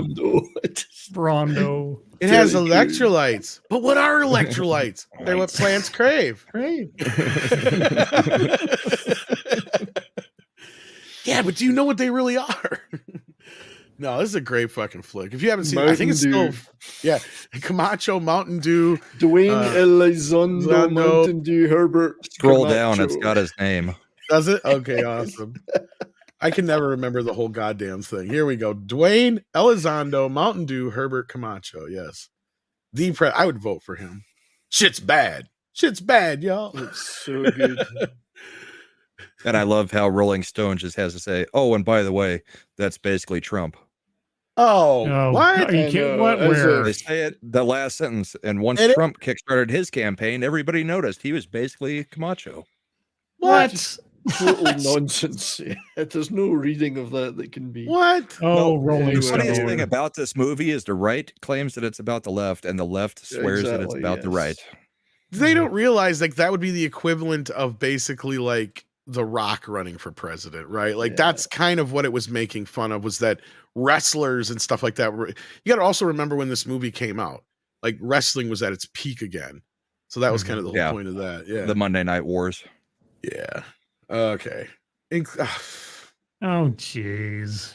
I'm not even going to dignify this one, guys, because I don't believe it. I have argued this a million fucking times. It is dumb. Mm-hmm. Oh, here's one we can debate about. But we just got it. Letting Final William Frontier is Shatner pretty direct good. this Final Frontier. I disagree with this. Yeah. Final Frontier Especially is really good. over the years, I've come to really love the Final Frontier. Yeah. What does God need with a starship? What does Shatner need with a camera? I ask again, what- what does God need with a starship? Yeah, it's not the best Star Trek movie, but I really like it. I always It's felt like it was fun. kind of an extended episode in a way. It is. So, Yeah, it very much feels like a Star so Trek it episode. felt like it felt like it fit. It felt like home a little bit. I'm not sure what people were expecting from Star Trek movies by that point, because they really, after the first one, which was obviously the big budget spectacular and dull as hell, they settled into a nice, almost, as you say, a long form episodes of the show. And I think they were all, some were slightly better than others, but what were people Yes expecting? and no. I mean, Were they Wrath gonna of be- Khan was like an action movie version of Star Trek. Yeah, I know, but they weren't aiming to be the world's most meaningful, deep movies, and there's nothing wrong with The Final Frontier. It's an excellent. It was overly bashed at the time. I think it's actually aged like a fine wine. Is Shatner a little indulgent? Yes. Sure. Yes. Yeah. Is Nimoy the better director? Of course. But he is the fucking star. I'd take this in a heartbeat over anything under the so-called Star Trek banner now. That's No for sure. shit. No kidding. Yeah. And I do love the ending. I love this idea that it is. It's very Star Trek episode-esque, where you have this thing that's trying to present itself as a god, and Shatner or Kirk just kind of kills its logic with a simple question. Yeah. If you're a god, then what the fuck do you need a starship for? You dumbass. You know, you know the retcon where that god creature was actually an exiled entity from the Q continuum. I only know that no, I because didn't know that. Yeah, I have nerd friends that told me that. We were talking about this several years ago, and somebody said, "Hey, there's this novel where they talk about how that guy was actually like banished from the Q continuum." Like, really? Oh, that's interesting. See, Which Robert could make Meyer Burnett sense, would tell except you for that. why would he still need a starship? Exactly. Why would he need a starship? Yeah, he's depowered or something. I don't know. Whatever.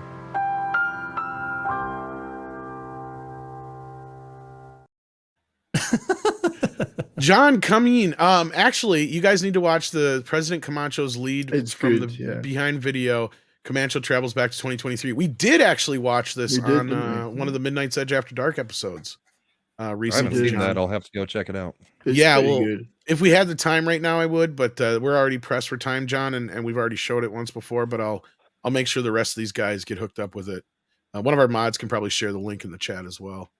But yeah, I don't agree with this. I mean, maybe at the time it was probably a bad idea, but I don't even think the movie flopped at the box office. I think it was, one of the lesser of the few. But you guys got to remember the year this also came out. It came out in '89. It had so much competition that year. Batman, Indiana Jones. I think it opened strongly, but I think it did open #1 at the box office. Tailed off a bit after that, but it made. I think it didn't make a big profit. It might just have made its money back. It was one of the lesser, yeah. Out of the 6, I put it down at the 5th worst. I think it had a great opening because of the 4th film, and also I think the other problem was I think this was the longest gap, too, if you guys remember, between any of the films, because 1, 2, 3, and 4 came out boom, boom, boom, boom, and then you had from '86 to '89, from between 4 and 5. Well, 5 to 6 had to have had a longer break, didn't it? I mean, they aged up quite a bit. 90 was, I think, when 6 came out. So it was only a couple years again. So that's the thing, though. It was, because part 4 came out in '86, and then they had a 3-year gap.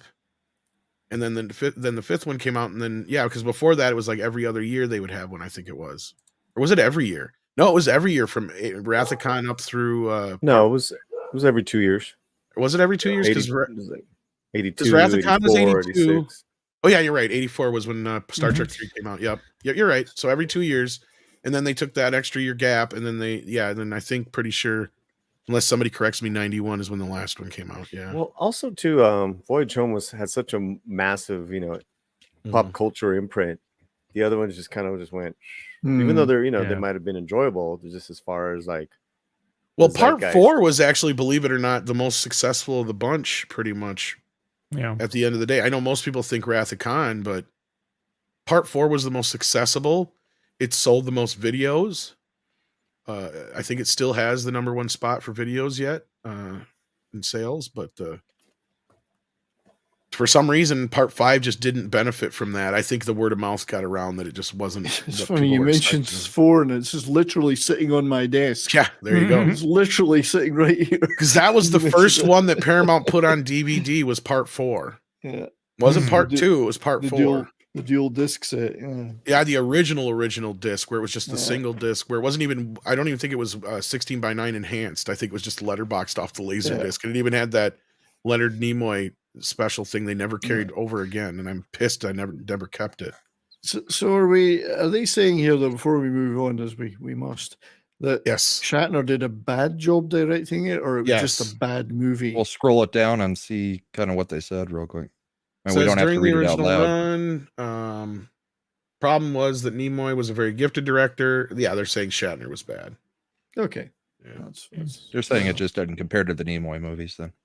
Oh, here we go. This is one I think we can all agree on. I don't think they're just going to include much debate at all. God, yeah. No. Yep. I think this is that's one of the most agreed obvious. on ones in history. Yeah. I disagree because I have some really good naps when I put these movies on. Shut great. up, Brian. It's true. It's true. Some Hobbit naps. I've never seen the end of any of them. Yeah, they're pretty forgettable. Mm. Yeah. I mean, the first one before they go on their adventure and they're in Hobbiton, Mhm. I liked all that at Frodo's Well, the house. first one has about 30 or 40% of the book in it. The second one has like 10% of the book in it, and the third one has the rest of it in it, right? So that's the problem. Yeah. Right. Yeah. Is you have Cut like out the this middle. Filler. Yeah. Too much filler. filler all over the place in this thing. Yeah. Extra instead of making characters. one killer 3-hour movie would have been great. Yeah. Yeah, I agree. Yeah. Oh, Steven Spielberg All right. tries to Oh my prove he can God. direct a comedy with 1941. I Yeah, I forgot. think Spielberg, that was the one place he had. Look, I like 1941, but I can't disagree with this. That's the one place I think he has shown that he can't quite nail it. It has to have some other element. Then he can be funny. Like he can do a Catch Me If You Can kind of movie or a movie with humorous elements to it, but it can't be a straight up comedy. I don't think he's ever been able to do that. And He can doesn't- put comedy into Yeah. scenes. He That's can't what I mean, stretch out exactly. into, he can do bits of comedy to lighten the mood in an otherwise larger movie, like little bits and pieces. But otherwise, yeah. That's an all-star cast, though. It could also be that they were allowing these guys to go a little too crazy. This could have been maybe, I hate to compare it to this, but the Ghostbuster 2016 of its time. Yeah, I mean, it's I think- interesting. Oh, sorry, Wait, go ahead, what Paulie. would you say? Go ahead. I mean, because I think Spielberg let a lot of these guys improvise way too much for my memory is what was happening during this movie. Because there was a lot of improv. I just don't think I think it was ahead of its time. I think it's a great film. It's good, but I wouldn't call it great. There's probably a lot of powder, Well- Colombian marching powder around at the time. Is it a good film or a good comedy? Because Oh, they're God, arguing so- that it's about the comedy aspect of it. I haven't seen it, so I can't say I think much. that was Spielberg trying to be Mel Brooks. That's what I mean. and He failed just at didn't- that, though. So No, I don't think he failed. I just don't think it caught on. I actually think it's gotten better over time, this film. I'll have to watch it again. It's been It does have a lot of good aspects should to watch it. We should I watch think they should have let Robert Zemeckis direct it. I mean, he wrote it. He has more of sorry. yes, I agree He with could you. have directed it. He would have been a He great has more of director the for this. sentimentality for it. That's But the word I was they- looking for. Okay, and then I have to say it. The dishwasher kid who was a zoot suiter should have been played by a Mexican, not an Italian actor. 'Cause Okay, he was if not, he was a fucking Mexican kid. It was so weird. I'll do you one better, Brian. John Landis should have directed this. Well, there's a thing. Yes, Ooh. there's a thing. Because it's Although basically Steven Spielberg doing his best John Landis. Let's be real. That's really what You're he is right, throughout the you're whole right. movie. I He think- should I have think there was produced it that and just whole let thing. John direct it. That should have been what it was. The Like, there was ingredients are all there. It's just the chef isn't right. And there was that whole thing too, like Animal House, Blues Brothers. That's what I mean by John Landis. Yeah. It fit in that. Ghostbusters, American Werewolf, and like Well, he You're didn't have right. anything to do with Ghostbusters, but he did the rest no, of but those. like yeah. that style of Yeah, comedy yeah. where they kind of Yes, mixed yeah. and balanced. I But think this he- one was I think Spielberg was a little too close to it too. That's Well, the John problem. Landis is actually in the movie, of course. He is. Right. Well, that's because Yeah. they would be in each other's movies. It's- Steven yeah. Spielberg's People in in the the Blues chat- Brothers and shit. Yeah. people in the chat. I'm not shitting you. It was the dishwasher was a Zoot Suit kid. Yeah, I remember the character you're talking about. I just never thought about it. It was just so Um, funny. I remember watching like Oh, Shinatsky, that's dark. That's dark. Oh Oh, dear, oh dear. Yeah. Oh. Mm. But that being said, no, I'm not going to say it's a bad movie. It was a hiccup in Spielberg's career. There's no denying that. It was his biggest flop ever, still to this day. And I don't think he'll ever live it down. He doesn't talk about it very much. I This think and this is- Temple of Doom are the two movies he never really acknowledges. really. Yeah. Yeah, it was I think it was Michael of Retroblasting who brought that up to me the other day, and I was like, "You're right. He doesn't.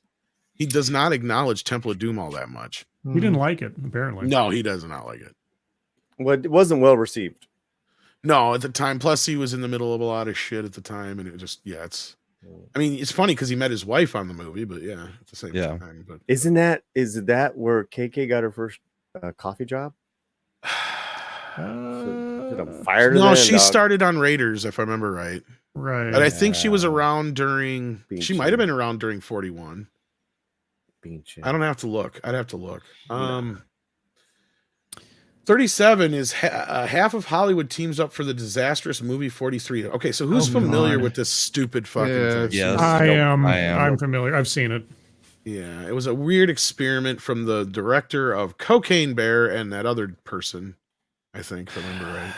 Yeah, it tried to be some kind of like, I don't know, like big name Kentucky Fried Movie kind of thing. Yeah. But it was just Oh yeah, it was the bad. Farrelly brothers who were involved with it. Yeah, That's right. Yeah, it was just terrible. It was just terrible setup.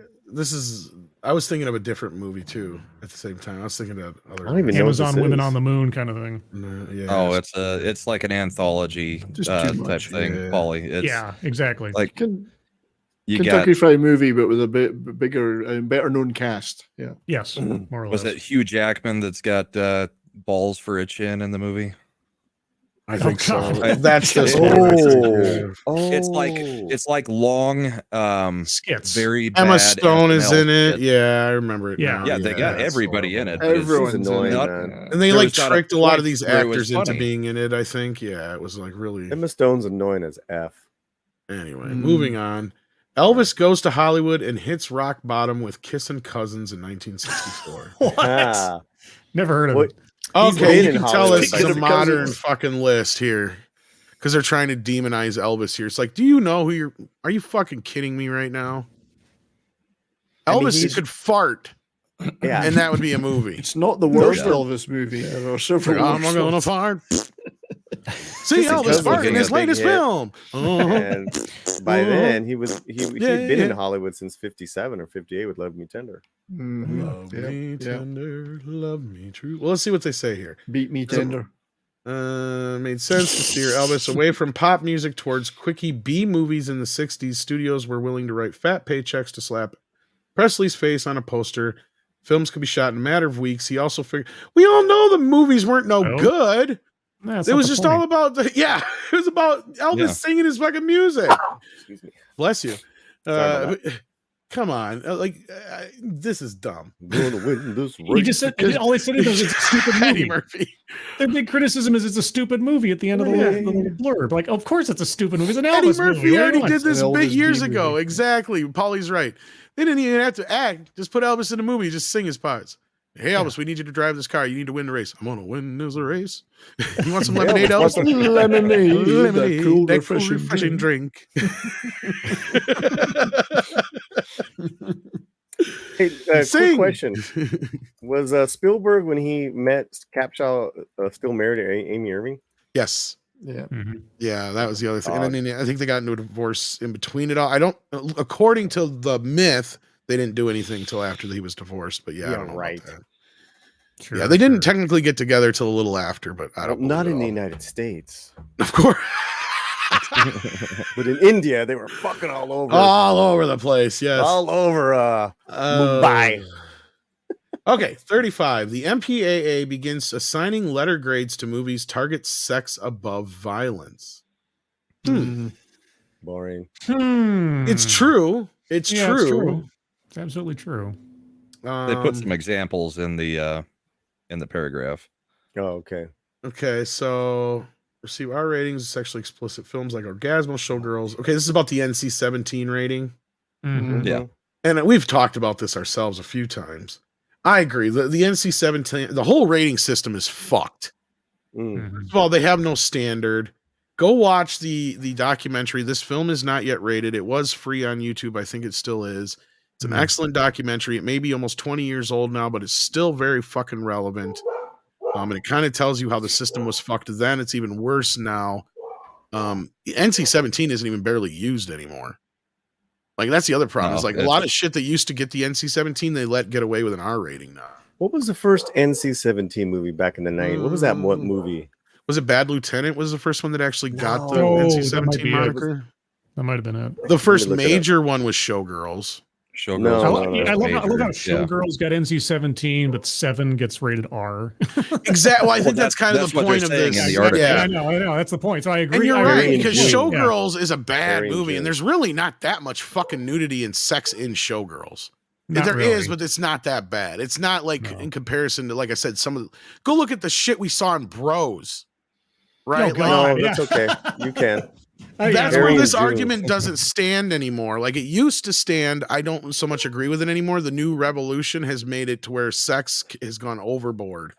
And Henry June. Okay. I disagree with how some of the violence and stuff that is. Henry and June was the first NC-17 movie. Okay. Mm. Yeah, I remember. Well, the rating didn't come in until, because that's the thing is Siskel and Ebert were actually responsible for this rating, because they had lobbied for years for an adult rating. They wanted an A rating because they wanted something that went above R, so that filmmakers could make movies that they didn't have to worry about kids seeing and only adults could go see and blah blah blah blah blah, but weren't necessarily tied in with the XXX. And I believe they were not fans of the NC-17 rating. They're like, it's confusing and it still sounds naughty or whatever, and at the same time these theaters were still refusing to carry them, to where I think they're right. If something would simply got an A rating, because isn't that the rating they use over in the UK? They have Somebody A, correct but A and then X. Oh, you guys have X over there too. So See, they that's have the thing. U, A, and X, I think, were the three. See, X was they the used to thing have. here. They see, and then that got confused because the porn industry stole XXX, Yeah. because that was the whole thing. It Because it could have was been horror that was X, not just porn. You know, I thought Ice Cube stole XXX. Ho, ho, ho. Of course. I mean, If they rated changed the something UK A, ones. wouldn't that be a mark of quality or something? Hollywood says this is rated A. Like, oh, I'll go see it. Take my well, I kids. just mean it doesn't make it sound like it's salacious. It I can know, still be I about know. many other things. Yeah. And I hate bringing Kevin Smith into this, but he's one of the main people, along with Trey and Matt Stone, who kind of blew the lid off of the MPAA and their bullshit. Right? When a movie like Clerks, which has no sex in it, it's all off screen, has absolutely no nudity in it outside of, I guess if you're on a big enough screen, you can probably see the porno mag that Randall holds up. But other than that, they could not understand why they could not get the movie through without an NC-17 just because of fucking language. Right? Like it boggled their brains. And at that I can totally agree with. I think that we've hit a problem when we've hit that road. And it wasn't even not that long ago we had that issue with that, what was it, King's Speech movie, where they couldn't even let him use the F word a couple times. It's like, what the fuck happened? PG-13 used to be able to handle that, no problem. Right. You can't, I think, wasn't the rule supposedly you can only have the F word once as long as it's not in a sexual context. And Yes, then you can and- still maintain your PG-13. Yeah. And it used to be you could have it multiple times as long as it wasn't in a sexual connotation. And in fact, you could get away with a couple in a regular PG movie. Okay. As long as it was like, somebody saying one fuck or it, two, or whatever. What the fuck? You could get away with one or two of those in a PG back in the day. PG-13, you can get away with a few more, like 5 or 6 maybe. But once you said, I'm going to fuck you, then it becomes an R, right? Like that was the line. And it made sense back then. Now they just kind of, it's all willy-nilly and it doesn't really make sense at all. PG-13 is more like PG was back then. And R is kind of like this weird twisted NC-17 mixed with old PG-13. It's weird. we'll see what the rating ends up being for that new Emma Stone There movie it that's is. supposed to be coming. Here you There go. it Heaven's is. Gate. This was your Heaven's prediction. Gate. Yep. Oh, I thought it'd be higher on the list, honestly, but given the It's been a while. There's been been a some more long time, disasters, dude. It's true. There's been a it's lot true. more disasters since then. But Like does this that is kind mean- of quaint. Does that this mean was like the first big publicized one. Yeah. and then Ishtar must be on this list too? Yeah, Ishtar's got to be somewhere. Yeah. Oh, I'm sure. Well, that's the thing. Hollywood's chock full of those, right? Like there was a time when this was, abnormal. Now it's kind of normal. Yeah, this was one of those famous public, like as Paulie was saying, very publicized, troubled productions. Cost, God, I can't remember how much, but by today's standards, probably close to $400-500 million, and didn't make a dime. Budget was 44 million. Oh God, inflate that. That's a lot of money, Yeah. dog. Yeah. It's just a very dull movie, unfortunately. And there's a couple of good things about it, but it's Well, and they're claiming really that it killed the dull. auteur period. Do you guys really agree with that? I don't know about that. I think the audience has just got sick and tired of that kind of movie. It maybe killed the Michael Cimino auteur movie. Yeah, I might have killed the this idea we're going to give these auteur directors a shit ton of money. Yeah. It was just so much it was boring at the end of the day. It's long scenes of boredom, and the confusing to me. The ending was like so anticlimactic. It wasn't even an ending, it's there's nothing interesting going on. Well, and it doesn't even, it's not, at least with Ishtar, at least Ishtar's kind of fun to make fun of. Yes. This one's just kind of depressing at the end of the day. So let's keep moving. Dull I movie. feel like there's going to be a lot of those here. Oh, number 33, sewing up Deadpool's mouth in X-Men Origins Wolverine. I don't That was that one anybody... guy's decision, wasn't it? Yes, Tom Rothman. Tom Rothman, that's right. Yeah. Yeah, I agree. Yeah, It's not that the movie was going to be stupid decision. You could have kickstarted Deadpool a lot earlier if they had. I don't know if it would have saved they had the actor. not. It wouldn't have saved the movie, but it might have gotten us to Deadpool quicker. Like the actual Deadpool, which they've been great. So we'll see what's going on with the third. But yeah, this was stupid. Ryan Reynolds. What's the point of having Ryan Reynolds at all if you're not going to have him talking? Right. It is ridiculous, isn't it? Really, if you want to see a pre-Deadpool, see him as Hannibal King in Blade 3, and then you're pretty much set. Well, wait a minute. Wasn't he talking at the first part of the... once he actually become the character, that was the joke. And I think the whole rumor going around was that he pissed Tom Rothman off personally. Gotcha. So Tom basically did everything he could to stop this from happening from the start. And that's why he even says, "Hi, Tom," in the test footage.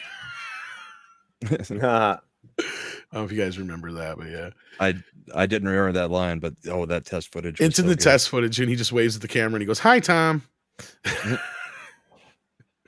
All right, let's do a couple super chats here real quick. We got DJ Ronnie D, who's been here, or Ronnie G, sorry, who's been here for 8 months. Thank you so much. We got John Coman, who says, you guys need to watch. Oh, we got this one already. Sorry about that. Yep. Action Com says, Paulie, have you heard of favored nations clause in acting contracts?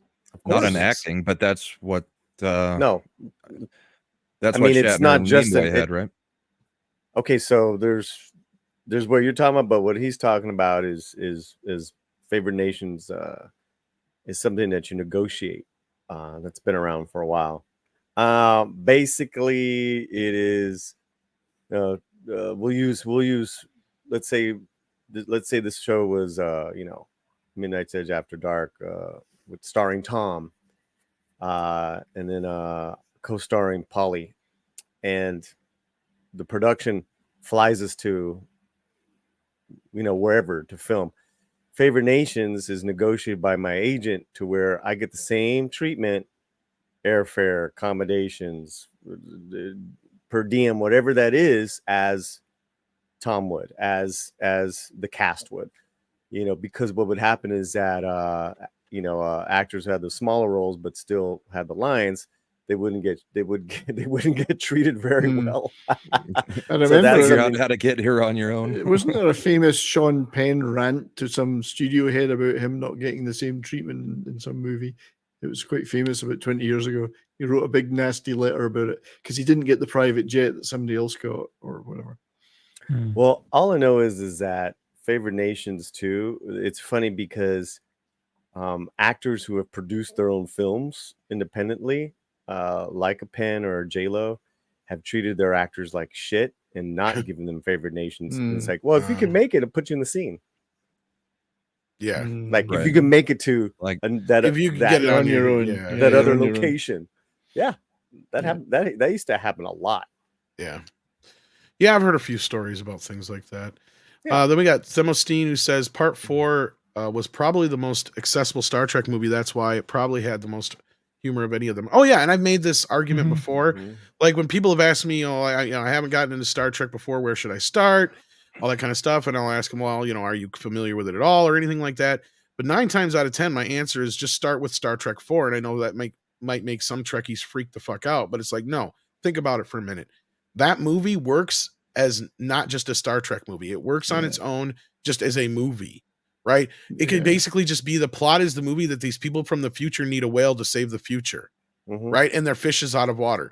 That works on its own. It doesn't even have to be Star Trek, right? So in that sense, that's where I got into it, because as a kid, I didn't really care about the Star Trek aspect of it. I just thought it was a funny movie, but that was my gateway into the rest of Star Trek because I knew those characters so well because of that. So it was like opening this whole new world to me beyond that. And then I got to love all the other aspects of Star Trek because otherwise I came in the back door through TNG. But anyway, but yeah. So no, but I agree with that, Thomas Steen. And in most cases, that's where I tell people to start. Otherwise, I just tell them right to start with TOS from the very beginning. Hey, Das Wolfen. Das Wolfen has been here for 15 months. Thank you. Detail Devil says, I'd rank Jesse the Mind Ventura over Trump easy. Yeah, that's what I mean. He's definitely doing that kind of a thing more so. Like they're just trying to stretch to compare it to Trump in that respect. I'm just asking questions. Yeah. Jesse the Body. 32 20th Century Fox gives up Star Wars merchandise and sequel rights for $500,000. Oh, that's right. This got what's his face fired from the company. Alan Ladd. Yeah. Alan Ladd. Yeah. Well, Yeah. he gave me the rights. Look at that. Look at that Jar Jar puppet there. I just want to play with it. I was doing TH 11. It'll just be 1138 t-shirts and stuff. Yeah. I didn't get the action figures of Duvall's, Bald Duvall. No, I wanted to get the action rights to Alec Guinness. You know what? I want to argue though that this was actually the best. I mean, I don't know why this is on here because this was the best move for Star Wars at the time. Because otherwise, Fox would have just took over this franchise and George would have been squeezed out. It belongs on the list, Tom, because it shows 20th Century Fox like. Well, yeah, they're a major blunder, and they fired Alan Ladd. Right, so, I'm not disagreeing with that, but at the same time, here's my argument to this. I'm not so sure Star Wars would be the franchise it is today had they gotten control over it. Because think about if Empire Strikes Back would have been like a Jaws 2 scenario, where it had no affiliation with Spielberg or anything like that. Well, you'd had the same thing where they would eventually have taken this away from George. Because I was going to say, the only thing I think that kept him motivated and involved in this is he had such an investment in it through the toys and other avenues to where if he didn't have any of that shit, I think he would have just moved on to other things. And that's but that also got us the Ewoks, Jar Jar, all those things that we. I'm not arguing that either. The series. I'm not even arguing because that either, he had to create new things every time so that he could make new toys. It could have gotten a lot worse a lot sooner though too. Yeah, but anyway. That's why Return of the Jedi is better than Godfather 3. That is true. Agreed. Yes, Andy Garcia aside, that is absolutely true. Yes, but I've also made the argument that more story happens in Godfather 3 than in Return of the Jedi. That's my argument. Tom He's twisting my argument. That's the thing. Messing with him. Because my argument was that more happens in Godfather 3 than Return of the Jedi. Hey, Tom, I got to split, unfortunately. Oh, that's right. You're on your time up. All right. Well, thanks for being here. We're going to actually quit here in a few more anyway, but thanks for being here, Scribe. Go ahead and plug whatever you got going on. Yeah, real quick. I just want to throw out there in case you get to it on the list. I put one in the chat, but actually, or the DMs, but actually, I thought of a better example. Maybe on the list or might not be. Terry Gilliam's Don Quixote. There is a great documentary called Lost in La Mancha that talks about the absolute catastrophe that production was. If you haven't seen it by itself, it tells you a lot about how Hollywood works. Great movie, great narration. And I really recommend it. As far as myself, you can find me Thursdays on my channel at 6 p.m. Pacific, 9 p.m. Eastern for a series I call TED Excellence, where I take a look at off-brand TED Talks for fun and entertainment. Oh, that's great. So, anyway, everybody, thanks so much for having me on, Tom. Everybody have a good rest of your Sunday and week ahead, and I'll see you next time. We're going to do a few more of these, and then we're going to check out here anyway. So thank you for being here, Scribe. And then we've got number 31, the toy... We've lost. This is some perspective on this. No, he just went into shock. I just went into. Fuck this list already. We're jumping to the next one. Wait, what happened? Oh, fuck this stupid argument about the toy tries to make slavery funny. Fuck this stupid thing. The Toy is one of the best comedies Richard Donner ever directed. End of story. It has Richard Pryor in it. 30. American Beauty wins Best Picture in 1999 over about 400 better movies. Yeah, well, I could see that. Yeah. I think there were a lot of better movies, but this is also looking at this through modern eye. Yeah. with, No. What the else was spacey stuff, I nominated think. with them, Brahma? Well, I'm talking about. I don't know what was nominated with it. I'm looking at the movies that were out that year: The Sixth Sense, Fight Club, Sixth The Sense was Matrix, nominated best film. Magnolia. Being Magnolia's John nominated Best Malkovich, Film. I mean, which was never I'm going to with do you. it. But I just don't think this No, was that I great agree of a that this movie. wasn't the movie that should have won, but the reasons they give here, I don't Politics. agree with. Right, I'm saying that they're 'cause they're viewing going it through a after it. modern lens now. They're saying it has a about whole gay 50. panic plot and shit like that in it. And stuff. It's like, do you forget who's in the fucking movie? Right. I think that's exactly why they're saying that, is because of who's in the movie. Looking at it from what we know now is why they're saying. I wouldn't say it was gay panic. It was a tragedy. The whole gay part. It was a misunderstanding and a tragedy. It wasn't a panic plot. Yeah. Nobody was panicking about anything. That's unfair to the. Well, and underneath it all, there was a worse. That was the thing is, I think these idiots missed the whole point of this movie. The gay part was one aspect, but that wasn't the nefarious part. The part was the fact that he was obsessed with this girl. Little girl. The Young underage teenage girl. And so Yeah. you're sitting here going, okay, wait a minute. The bigger sin here is that, not the fact that this other guy is gay. Like, if you got that from the Exactly. movie, then you've got bigger problems than me, buddy. I know. Like, what the fuck? Like, I haven't even seen this movie in 30 years or however long it's been since it came out. And I remember getting that out of the end of the movie.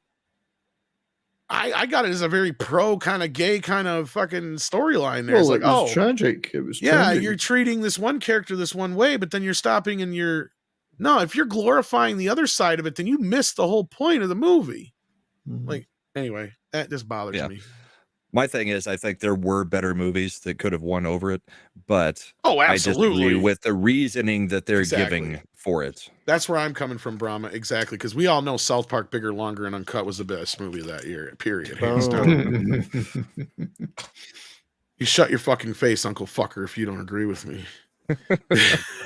Galaxy Quest is the Yeah, suck my best on balls. that list. Galaxy Quest. It's the best movie. That Galaxy Quest that came list. out. Yeah, 99 was a I don't know. good year for movies, The first actually. Office Space and the first Matrix. Office Space, yes. Now, if we're talking actual seriousness, I can't believe that movie got completely overlooked by the Academy. The thing with Matrix, it didn't get overlooked. It won those awards over The Phantom Menace. technical stuff, yeah.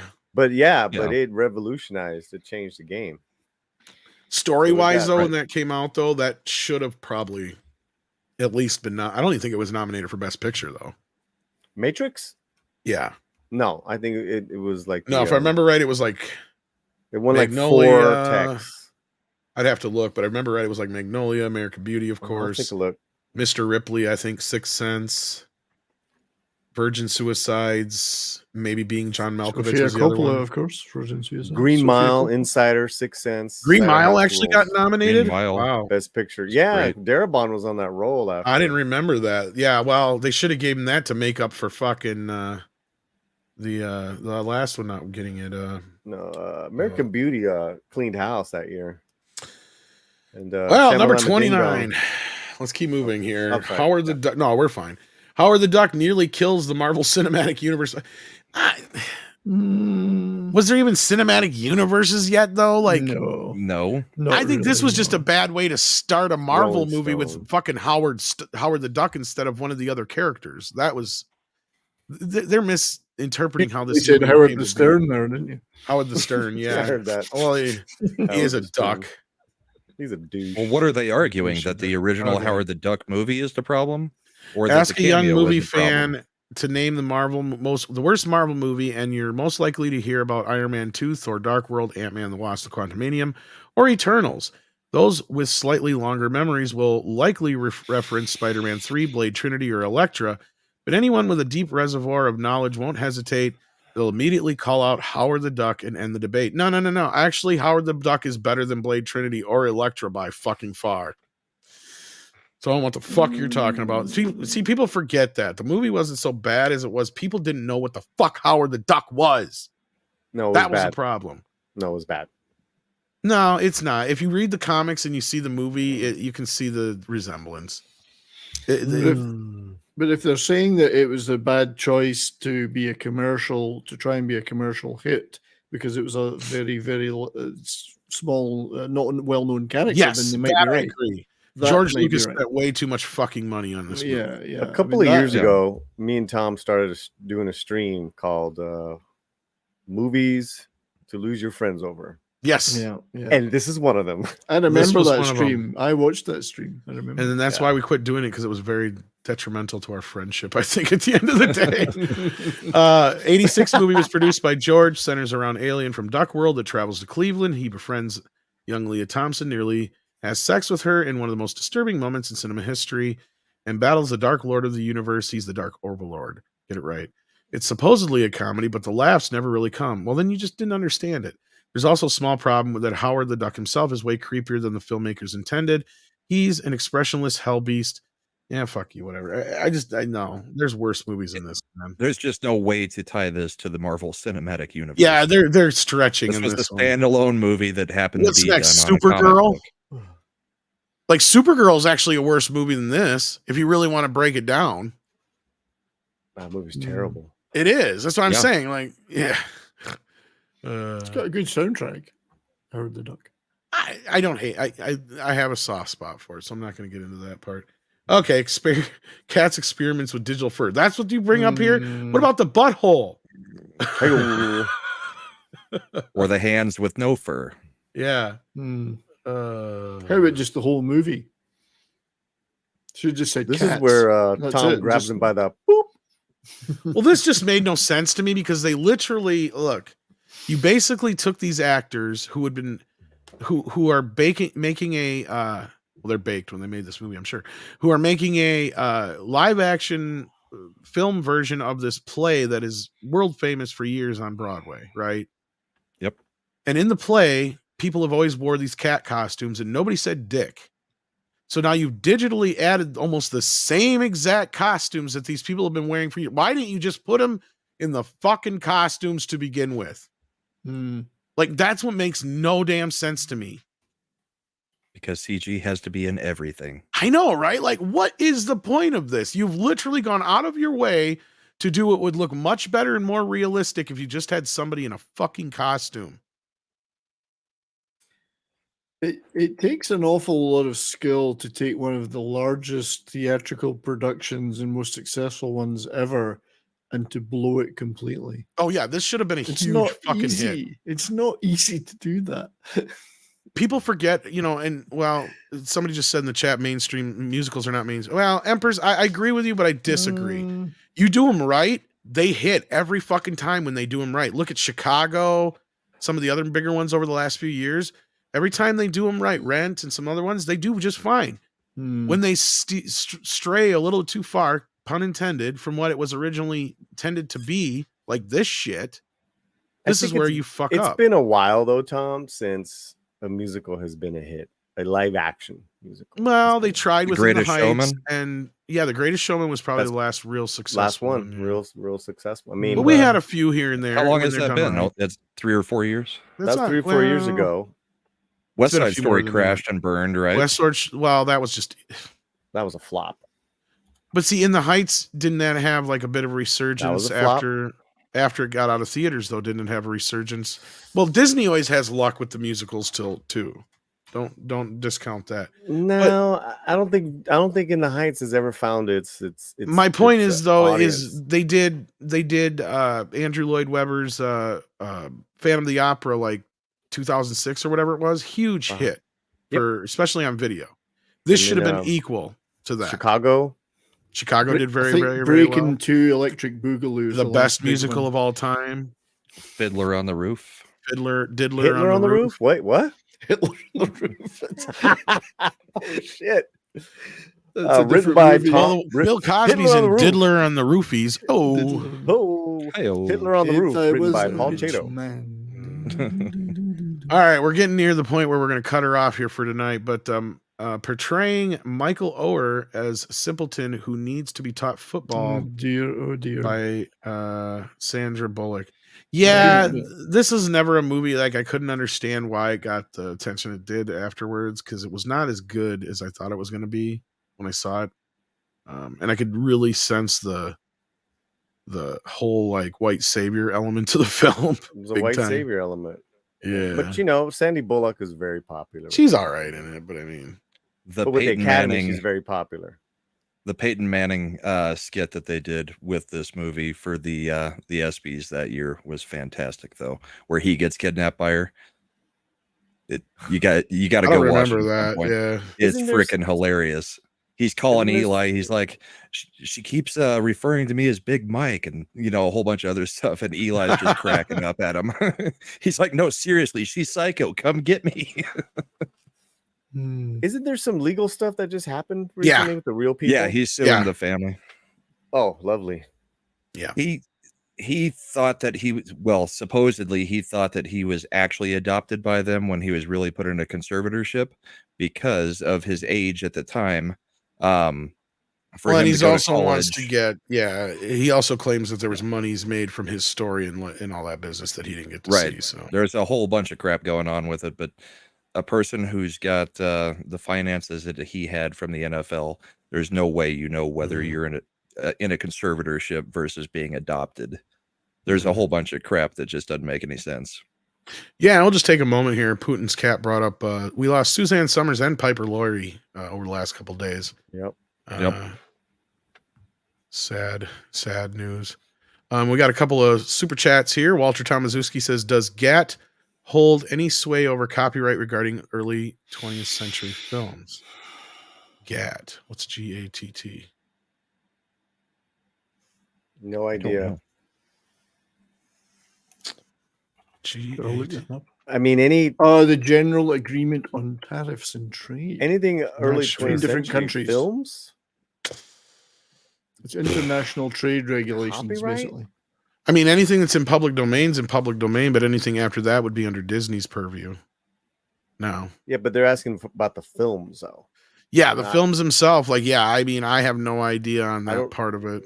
Right. I don't know when the ownership ends. When did that? I was going to say, because, I mean, most of these companies are just hitting their 100th anniversaries. So, and they're still in business. So exactly. That's probably why they, as long as they exercise their copyrights on them, then it's. But I mean, if it's stuff that's fallen off into the public domain, I mean, I guess apparently audiovisual stuff is excluded from GATT. So that's what I'm not familiar with GATT, so I'm not. Yeah, so it must not be something that normally creeps into my purview of this stuff. That's why I was kind of questioning it. But as far as copyright stuff, that's my understanding of how copyright works with film. So yeah. Jason Webster says, so many, many, many things went wrong with yes, many things. Did anyone see that? No. I would have had they just done a straight adaptation. I'm not a big Andrew Lloyd Webber fan. I don't hate him, but it's not like I would have seen it had they just done a more faithful, just kind of straight. But look, let's be real. Cats was a movie that should have been made in 1986. Yeah, way past its it's way past its time. You're not wrong with that aspect of it for sure. Yeah, but way past its peak. I was surprised that Phantom did as well as it did when it did. That was a huge hit. Yeah, but anyway, Mel Gibson perpetuates anti-Semitic myths and Passion of the Fuck this guy. For Christ's sake. What are they saying is the myth? Let's see here. Passion of the Christ is one of the biggest movies of 2004, grossing $612 million worldwide. Film focuses on the final days of Jesus' life, culminating in the brutal crucifixion scene. Before it came out, Jewish organizations were concerned that it would spread myth about that the Jews were responsible for Christ's death. Well, it's not a myth. I mean, sure, the Romans were in charge, but Herod even offered. I don't see what the problem here is. And no, Pontius Pilate. Or Pontius, big difference. Hence the term. I wash my hands clean. Wash my hands. Yeah, and the Jewish leadership is who demanded that he be crucified. Well, what this too? It's part of the. Well, yeah. Okay. The problem with this is you're laboring under the idea that people are going to hold people responsible today, alive today, for actions of people way in the past. And I know that may happen in certain cultures still. And yes, I'm not saying that there isn't touchy subjects to this day, but I don't know. And I don't remember anybody going out after anybody of Jewish descent. I just finished seeing the I remember them making a big deal out of it in the media, but at the same time, I don't remember anything happening at the time. I believe this. They're just trying to perpetuate this just because of the same reason why they're hating on the Continental right now, Paulie, to lead you into what you're about to say. And that is just because of that one rant they caught on tape one time with Mel Gibson when he was drunk as a motherfucking skunk. And if you can tell me that you have never said anything stupid when you were drunk or in some other kind of state of mind, then congratulations, bravo, you are better than most people in the world. But I think the controversy I remember at the time was... What happened? Sorry, he popped the lid on the alcohol. He's like, I drink to that. Uncork. Yeah, Paulie, go ahead. Sorry. No, visually, the way they showed the rabbis and the Jewish people, like that it was too hooked nose type of thing, and so they went after Mel Gibson, just like they went after him with Apocalypto. I mean. Which is a brilliant I think that, and people are kind of pointing it out in the chat, so I don't have to say it out loud, but I think the reason why Hollywood has always hated him wasn't so much of that as it was that he just didn't play ball with what a lot of those guys did. And he was he was one of those guys who has always said that Hollywood is a weird, disgusting place. And, he wouldn't bullshit about it, basically. Yeah. And I think they hated that a movie about Christ was the movie that was the most succcial R-rated movie for quite a while, wasn't it? Yeah. Yes. Ever. He's not a Christian. He's I forgot what they call themselves, like pre-67. Help me out here. Roman Catholic. Him and his father and his family. Yeah. Like they're pretty conservative in that. I was raised Roman Catholic, so yeah. Well, he went off against the Catholic Church today or yesterday. Yeah, well, I'm not saying that. Yeah, I'm just talking like back, at that point. At this point, trust me. You ever heard of the term self-loathing? We're taught to hate ourselves, for fuck's sake. No, sorry. Right. Yeah, that was one of the reasons why I couldn't stick with it, is because it's just there's no fun involved with it. It is a lot of, when it comes to that, it is kind of depressing part of the. Yeah, they remind you of everything all the time. But anyway, I don't want to get down that kind of shit. Because I don't hate it. I'm just saying it's just it's part of what it is. Passion of Christ? No, I mean the whole argument of argument. Catholic being just dour and depressing in general. Well, I mean, I could only watch this movie once, and kind of like Sound of Freedom. I can't watch it again. I haven't. All you need it for. I've seen it once, and I'm not saying I'd never watch it again. I ended up I watched it for the first time. Was it 2 years ago? And I ended up liking it a hell of a lot more than I thought I would. And I don't mean liking it in a sense of like, oh, that was great, like to watch it. No, it was just a very moving film. I see what the big deal was. This is one of those movies that lived up to the hype, or whatever you want to call it. And I watched it right next to watching The Last Temptation of Christ as well, which was kind of a really kind of great combo to kind of.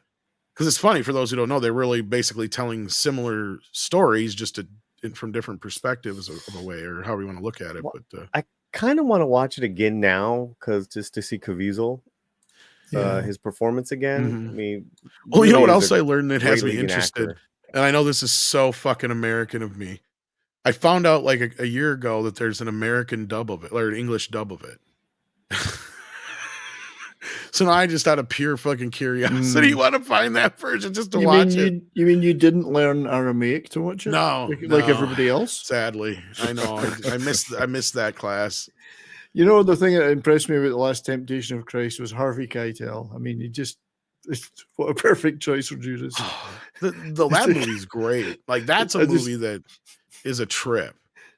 But yeah, it was interesting casting, having Harvey Keitel in that role. See, and I can understand, like, watching The Last Temptation of Christ, I clearly get that this is a symbolic, clearly a kind of a, what do you call it? Interpretation, right? An allegory. An allegory to where, the Passion is literally the play based on the play that, Mm-hmm. the Passion of the Christ. So, I mean, yeah, I get that. I A totally literal get telling. exactly a literal telling. Yeah. All right. So that being said, let's keep moving. Alien 3 gets taken away from David Fincher. Well, Alien 3 being made, period, was the fucking problem. The idea from the start of what Alien 3 was the problem. Like, Yeah. it killed a franchise dead in its fucking tracks. Yeah, I mean, There's it's not so much many more to things, say. so many things wrong. with Alien that, 3, yeah. I remember being alive at that time, so I can tell you it was one of the most anticipated sequels ever. I mean, it's a good movie, but it's not a good movie, a good Alien movie. I don't think It's not a follow-up, good in follow-up the to lin- Aliens. Yeah, it's a good, Right. good And that's movie if why it was his people were own excited. thing. If it was Because his people were own like, thing. Yeah. they thought that this was going to be a direct sequel to Aliens. They did not have any idea what was going to happen in it yet. The first teasers lie to you.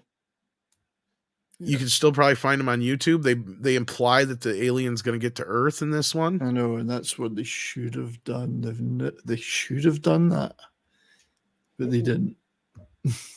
And I think killing Newt and Yes, that was the big mistake. Was and Hicks. Was it Hicks? Was just unforgivable in my opinion.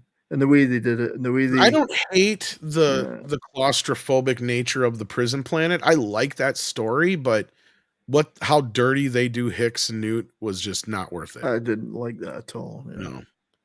And I just it should have gone to Earth, or this should have been a completely separate spin-off movie. But it had to have Ripley in it. Yeah, but it had to have Ripley. Yeah. And because Sigourney Weaver bears a lot of the blame because she's the one that insisted there be no weapons in the movie. Yeah, see, there was a lot of weird shit. Like, I mean, we were talking about Heaven's Gate earlier. Alien 3, I remember, had a very tumultuous, because the sequel was already like greenlit right after 86. Because people forget how big Aliens was. I remind people that Sigourney Weaver got nominated for Best Actress for Aliens.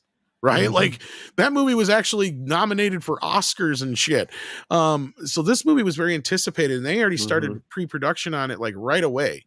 Right. But what happened is just problem after fucking problem after fucking problem.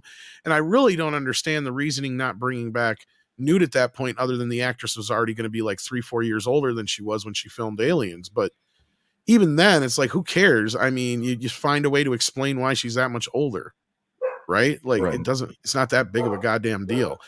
I don't know. At the time, I remember hearing about it all the time on Entertainment Tonight about all the fucking production problems and, it cheapened what Hicks and Newt went through in Aliens to get out of that and escape. Oh, absolutely. It cheapened that. It meant it was all for nothing because they died in space off camera and then they had their bodies torn open so they could take a look inside. Oh, yeah. Plus that. Yeah, that's true. Well, let's be honest.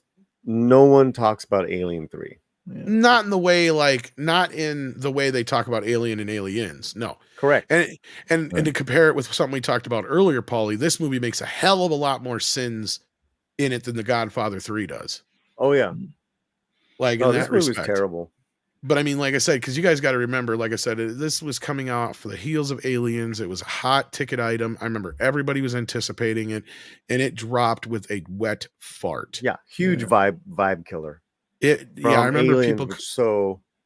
People come out of it going. The trailer was so exciting. The teaser trailer was. They lied so to people. Exciting. I mean, if there was ever a time previously in history before like Barbie where I feel like the audience should have been able to sue Hollywood for lying to them with a trailer, it was probably this campaign.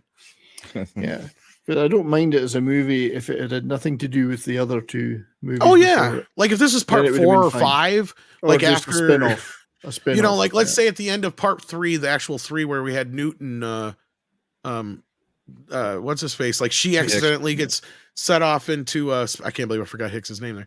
Gets sent off into space or some shit, right? You know what I mean? Like if she gets sent off into space, then she winds up on a prison planet. I don't think anybody would have had a problem with that movie, Brian. I think you're 100% right. Yeah, I wouldn't have minded because I don't mind David Fincher and I quite like the darkness of it. I thought it was stupid they didn't have any weapons, but they explained that in the movie because it was a prison planet. They didn't need any weapons. No one was going anywhere anyway. So it wouldn't matter what the I'll do inmates you one did. even better. Here's how you end it. She knows she's got a queen in her at the end of Alien 3, like an Alien 3 that we had on Earth. So Bishop promises he's going to take her into space and then self-destruct when they get into space, but Bishop doesn't. She lands on this planet. She ends up landing on this planet, crash landing instead because something goes wrong. There's already an alien inside the ship or something, let's say. There you go. Boom. Movie done. Ready. Anyway. See, and then just start off with this story idea. You're ready to go. Like, I agree with you. Like, the movie itself isn't the problem. It's what they do to those characters. Because I think the other stuff is very interesting, and the alien itself is kind of terrifying again. They take it back to this claustrophobic nature of the original film, and that's good. Some great British actors in it too, and great special effects. Charles Dance, Brian Glover, Pete Postlethwaite, some great Paul McGann. They got very ambitious with how they had the alien being like a miniature puppet and how it worked with the blending of the movie. You know, it's a missed opportunity. CGI. Yeah, missed opportunity. The wrong movie at the wrong time. Well, yeah, and really quick, it didn't even have what Godfather 3 had, which was famous quotes. Yeah. That too. And nobody was kissing their cousin in it either. Yeah, no kissing cousins at all. No incest. Game over, man. Game over. Moving on. What are you supposed to use? Harsh language? Because I mean, yeah. Well, we're gonna move on here in just a moment. We're gonna do a few more of these before we wrap it up, since Culture took the night off anyway. We'll take advantage of it. But Squirrel sends in 20 Australian dollarinos. Thank you so much. Good eye, mate. It's actually it's got to be still afternoon for you over there? Or is it like the dead of morning? I don't know. I'm trying to remember which way it goes. I don't remember. But anyway, good evening, good morning. Yeah, what time is it in Australia right now? It's mid-afternoon, I think. Maybe a little bit later. Okay, well, so they're like, no, because Australia doesn't exist. It's not a real place. That's true. Yeah, that's true. It's in no time at all. Depends on where you're at in Australia as well. But thanks to Midnight's Edge and the panel for the chat and all the fun. You guys rock. Well, thank you so much. And this is actually the last official list we're doing as far as like pre-done lists. From here on out, after this one, we're going to be doing our own, kids. So stay tuned and buckle up, buckaroos. We'll even have special guests come on, like Paulie once in a while. We'll do special lists that revolve around people like that. So like, yeah. Detailed Devil says, what do you mean people like that? Like you people. What do you know about movies? You Mexicans. You experts that know about things. That's racist. Best movies where hats are featured on actors. Yes.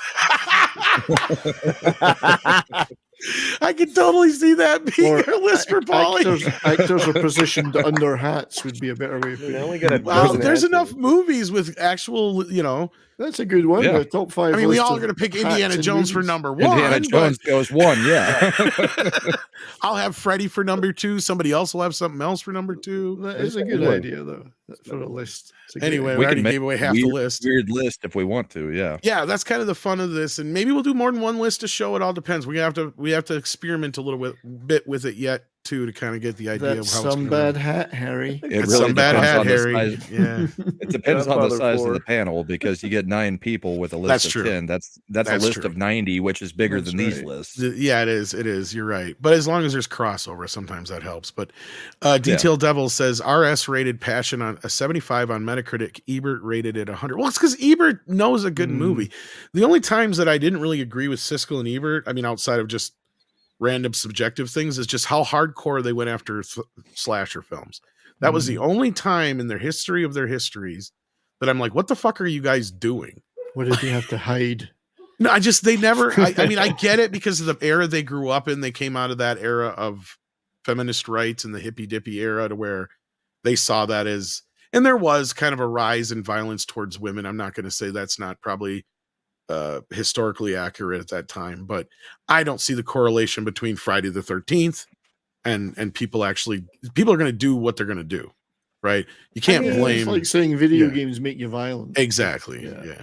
I mean, look, you smack a couple hoes around in a film. Look what Is happens. It really that bad? Come on. Exactly. Paulie's right. You should be able to do that once in a while. Well, these days it's Sean Connery. Yeah, Sean Connery. I still think once in a while a bitch needs a good slapping. Bring my pimp hand strong. Nowadays it would be the hose slapping us around. ActionCom says, shouldn't slapped by Alien many 3 a be... hole. You pay extra for that. You pay extra. It's funny, ActionCom asked this question here for $2. Thank you. It says, shouldn't Alien 3 be called Alien Cubed? That's what I kept calling it when it first was. Alien Cubed. Well, it was originally they had the The Alien artwork. 3 with the regular 3. Mm. And originally, if I remember the original teaser, it was just 3 lines of just 3, like a lines, you know. And then then when they actually come out with the true title, then it had that little 3 at the top. And of course, I mean, at that point, I already had learned about that shit in school. So I'm like, well, wouldn't it be Alien Cubed and not Alien 3?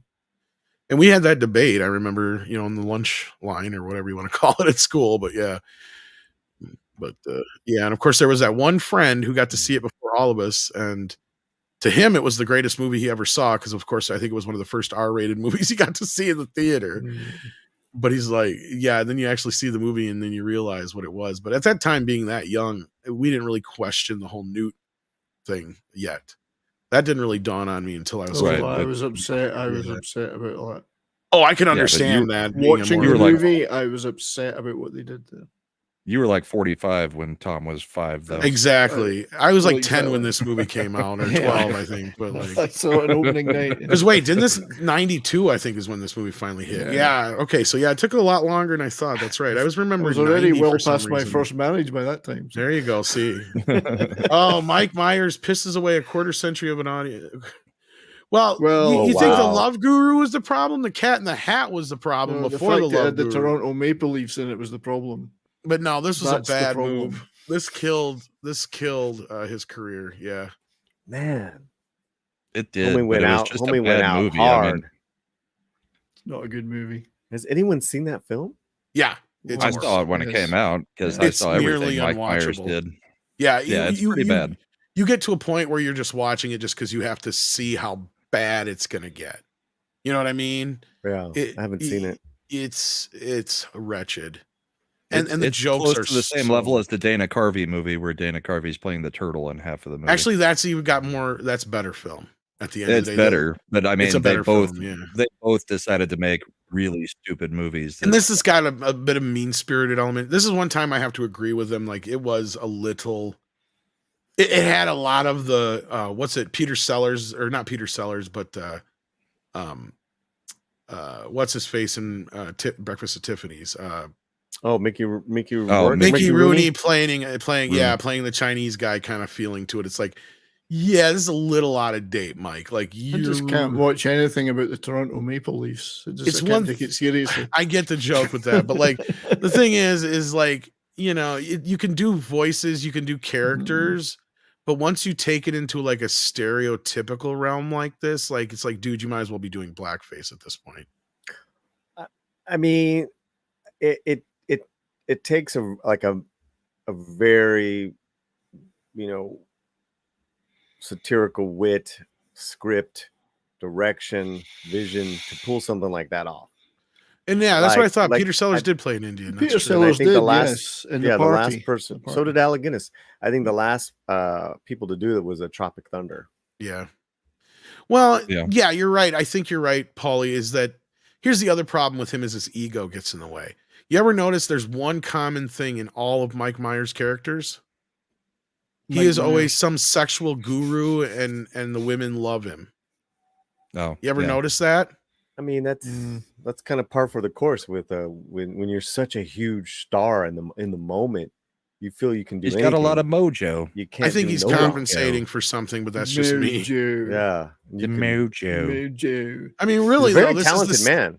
He is, but this is basically, to me, this come off as like a rip-off, cheap dime store kind of play on Austin Powers in a weird way. Looks so. What was that, Honey? I Married the Axe Murderer. Yeah, see, that was back in his better. So I Married an Axe Murderer. But again, in that movie too, he's like this neurotic. Yeah, he's kind of this neurotic guy who can get just about any woman he wants in that too. There's a paper dune. Him playing his dad was the best part. And you think I'm 6? Get your fat head out of the way of the TV. There's a whole planetary system. Yeah.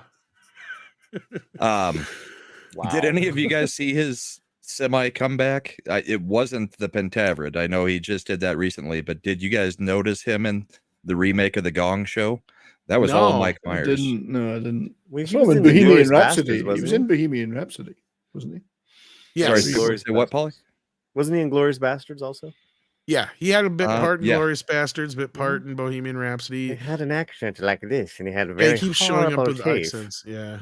The remake of the Gong Show, they had him under so much makeup, it was almost impossible to tell it was him. And he was doing a character the whole time, and I did not it know was about interesting. It was Didn't know that. short-lived, like one season, maybe that. two. Wow. But he played the host of the Gong Show in full-on makeup, almost unrecognizable until you really look at it and you're like, that is him. And then it becomes even funnier because then it's Mike Myers doing it. So I mean, it was great. You Check know it what's out. also- I mean, some of the- A great I don't know who Mike knew. Myers moment was That's what I was curious, when he was yeah. with fucking Kanye West and they're trying to raise money for Katrina. George Bush hates white people. Yeah. Or hates black people. And then Mike Myers is George just like, fuck. Hates black people. and Mike was like, so you can call this number Right. to raise money. Yeah. Like, what the Yeah. He just looks over at him. It was like an SNL skit, man. It was like, what the fuck?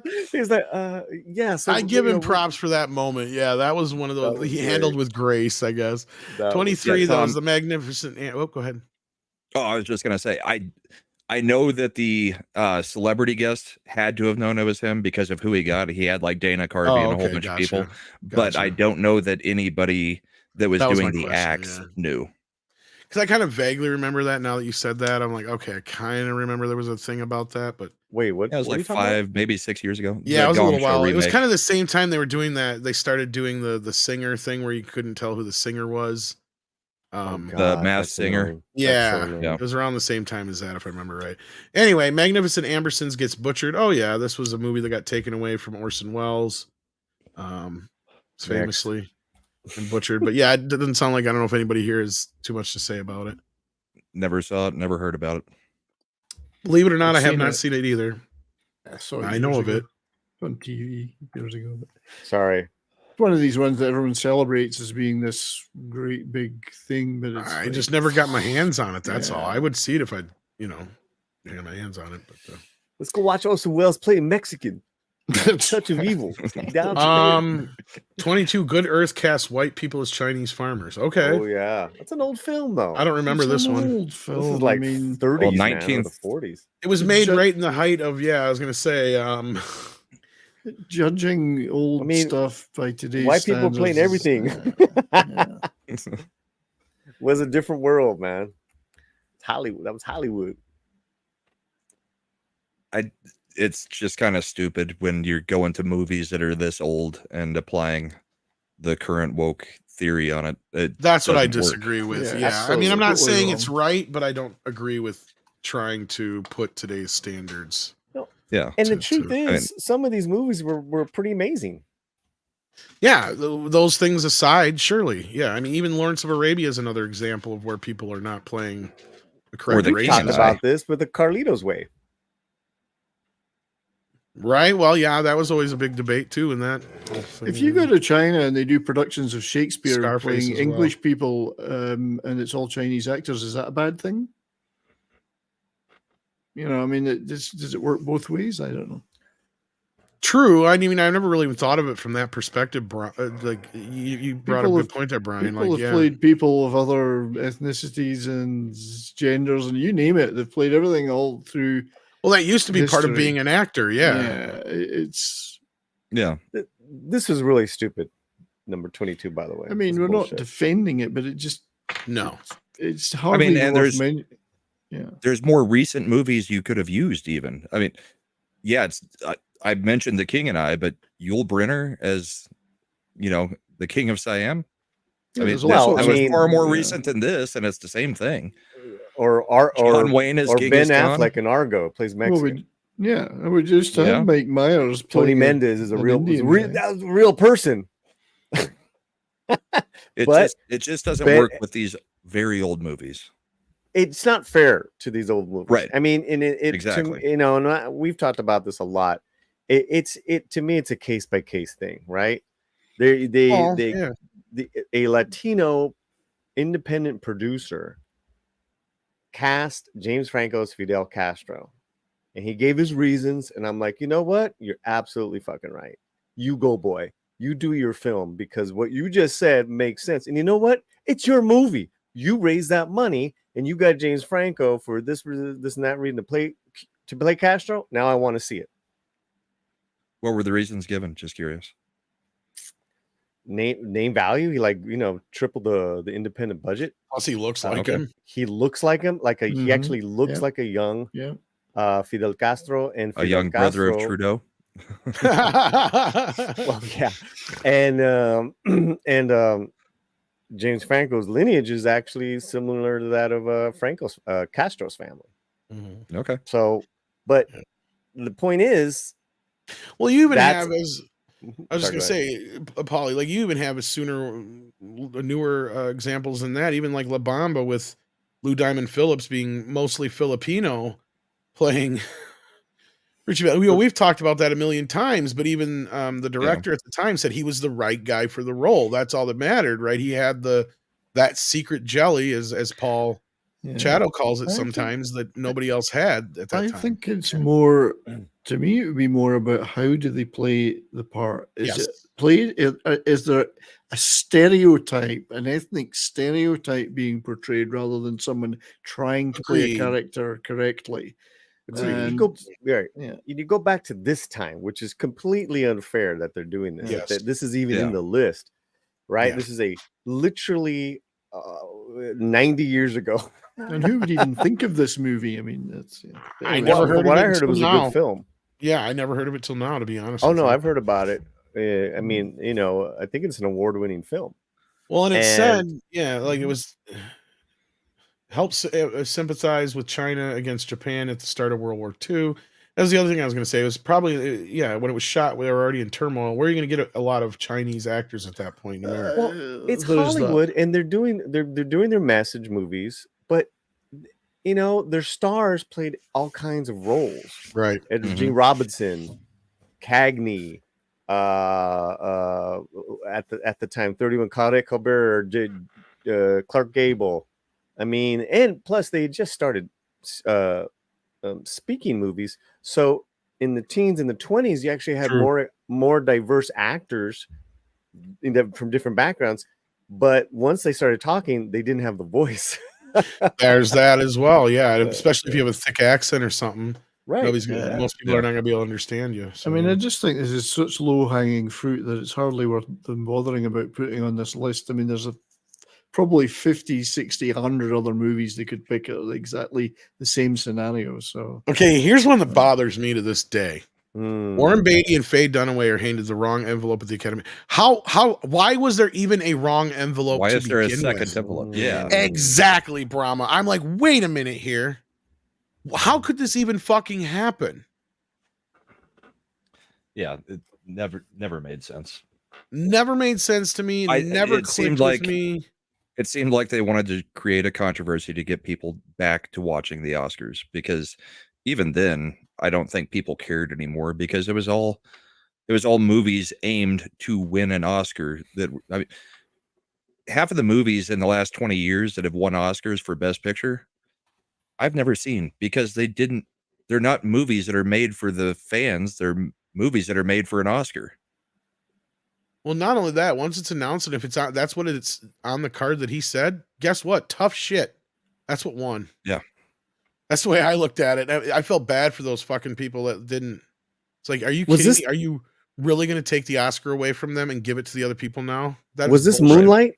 Yeah, it was the year Moonlight went over La La Land. I think it was. Dude, that was so embarrassing, bro. That's what I mean. Like this, like Brahma and I are on the same page with this. Like we don't even understand how this could even fucking happen unless there's some kind of bullshit manufactured. Yeah, because this makes because the way these things are supposed to work, like what is it? Because they even went away from Westinghouse or whatever it was the year after this or whatever this happened. So I mean, they were the scapegoat anyway, but. Like that's the whole thing is you have this separate organization that handles this shit so that there is no shenanigans involved, right? Like that's the whole fucking point. There shouldn't be multiple fucking things regardless. They know what the winners are. Just the presenters and the people at the awards don't know. Right. Putin's cat is saying the card for best actress was what they had gotten. And he read the movie name rather than the actress. Different category. I don't know about that. I mean, I guess that maybe could be, but I'm then not saying you would it's not think you would have possible. read the actress's name. What I mean, either Warren Beatty and Faye Dunaway are complete idiots who just looked at it and said, "Oh, well, it's got an actress's name for Best Picture. We'll read the name of the movie." I don't know. I don't know. The thing on his thing says The Shape of Water. I just zoomed in on it. You did. Well, you just zoomed in on the picture. I know. of I got it on the- a different page here. No, But it this says The Shape of Water. he said the words La La Land, and he was His unclear about- card says The Shape of Water. That's what I got in my fucking thing right here. I just zoomed in on. Oh God, what a Yeah, that's what I'm saying. So I don't even know if anybody's ever really bothered to do that I just did. So there Yeah, was some I don't know. major fuck up there. The accountant at Price Waterhouse said Warren Beatty took the wrong envelope and went running on stage. Bullshit. God, Warren Beatty don't run. They even had to make a comment about Trump at the bottom of the paragraph. Like, I wonder if what's Shape it of Water got to was do actually with supposed to him? win. What's it got to do with him? Anyway. All right, let's stop. Well, do you want to stop or do you want to keep going with these guys? You guys I'd got say gas? since culture is Couple not more. going, we might as well go as long All as right. as Couple I'm more? getting a little hungry. Holly but- and 70s are ready to go. Yeah. Yeah. All right. A couple more. I don't know. Well, like we go past, this is like the point of no return. If we go past Yeah. here, we're doing the rest of the list. Because then there's not enough left to do. a It whole doesn't nother leave enough show. for next week. Yeah. Oh, I see what you're saying. I'll stick around as long as you want. I mean, it's up to Paul. I mean, and this 70s how top late 20 they could go wanna pretty to quick. finish. I mean, And if we Six keep it, says if keep we can going. limit it quick, ourselves. we still Limit got ourselves. over Yeah, we can do it 500 quick. people watching, so we might as Yeah, well let's go do and it. name them. Keep Once going. Upon a Time in America cut beyond recognition for its American release. Oh, yeah, I Yeah, remember this. I'd agree with that. Yeah. Speaking of Roger Ebert and Gene Siskel, they were ones who championed for this because they happened to see it in an earlier cut. And I remember them bitching about it when they saw it in the shorter cut. And they had basically an open letter in quotations on their show saying, appealing to Warner Brothers to re-release it in its original form. And they eventually got their way. I mean, of course, yeah, I don't know if you guys are familiar with the film at all, but yeah. Oh, God, yeah, I love this film. It's a good one. James Woods, love him. Yeah. But weren't they playing Jewish guys? Maybe that shouldn't have been allowed. That shouldn't have been Oh, allowed. Lord, here we go again. That shouldn't have been allowed. Oh, Whoopi Goldberg teams up with a dinosaur detective. Which Oh, one's yeah. Whoopi? Yeah, which one's Whoopi? Oh, yes, Theodore Rex. Theodore Rex, a movie that she was sued into being in, if you guys remember. I don't. Yeah, she signed up for it, and then I can't remember what she did to try and get out of it. But then they sued her or threatened to sue her to be in it, and I don't remember if it actually went all the way to court. But yeah. Yeah. She was practically shooting the movie with a gun to her head, and it shows in every frame. Yeah, see? Yeah, she got $7 million out of it, though. She had to try to wiggle out of it, leading to a lawsuit. There you go. See, I was right. She verbally agreed to shooting it. That was what fucked her, I guess, which is weird because verbal agreements generally don't hold much water in Hollywood. But and Paulie could probably speak on that. If you don't get it in writing, it don't mean shit, Bro. Well, you that's gotta the be case in most things. You got to be an idiot if you agree to terms like that. Yeah, which is funny though, because like the 2 or 3 cases that I know of where people have agreed verbally, the person that took them to court ended up winning like most of the time. I remember because If they're persistent, yeah.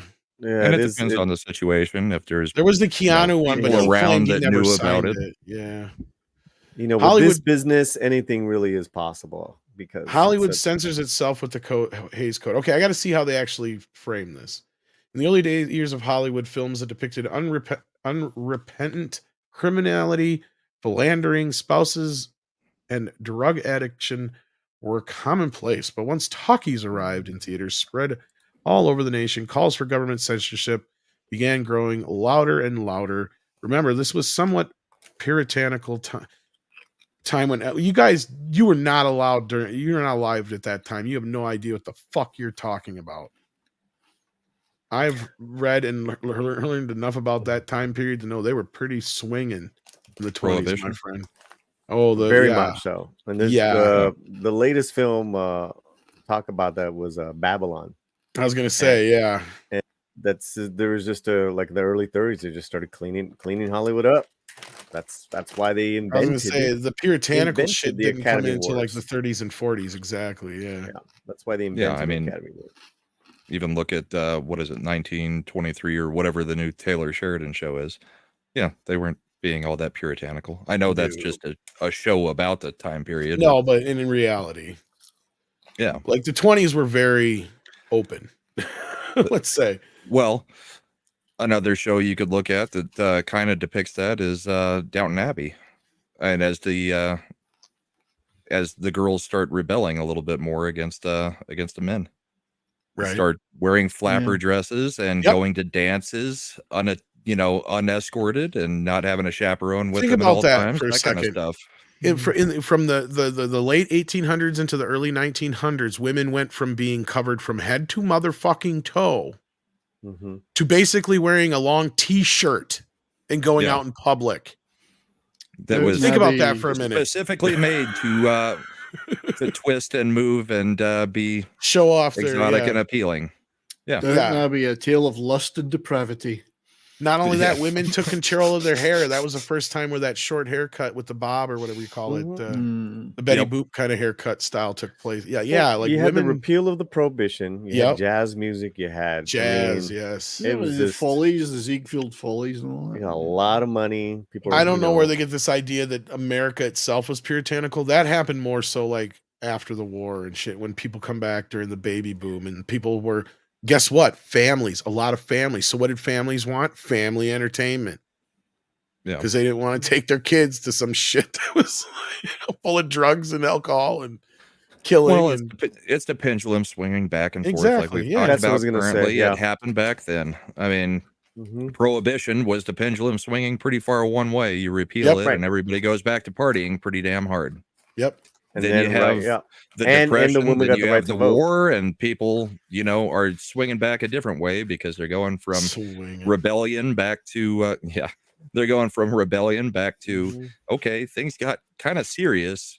We should probably take things a little bit more serious. And then it swings back again in the 60s and 70s. I mean, it's a cycle that we see all over the place. You're 100% Hey, right. Brahma, I bet you have nightmares every night about prohibition.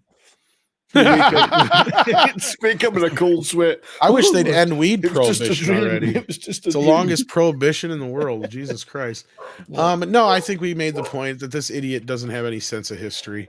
Anyway, 17, Gus Van Sant creates a shot-for-shot recreation of Psycho. I still argue that this was a great point. I don't know who said it, but I'm still looking for that interview. But somebody posited, or maybe it was Gus himself, who said he did it on purpose so nobody ever does it again. And I think it worked for a the while. only acceptable reason. Yeah. Well, and if you think about it, it makes sense. It's like the ultimate troll. Spend a bunch of the studio's money on this ultimate flop, completely miscast, shot-for-shot remake of the original film. Yeah. I mean, it's Gus Van Sant. That's what you get. He's an independent, kind of a visionary filmmaker, weirdo. What do you think you're gonna get? No, Commander, this is not about needing more. I need better free legal weed, like, or whatever we call it. Not bullshit. Anyway, Paulie, you were saying that was with Anne Heche, right? Yes, Anne Heche's butthole makes a cameo. It's true. It's true. But yeah.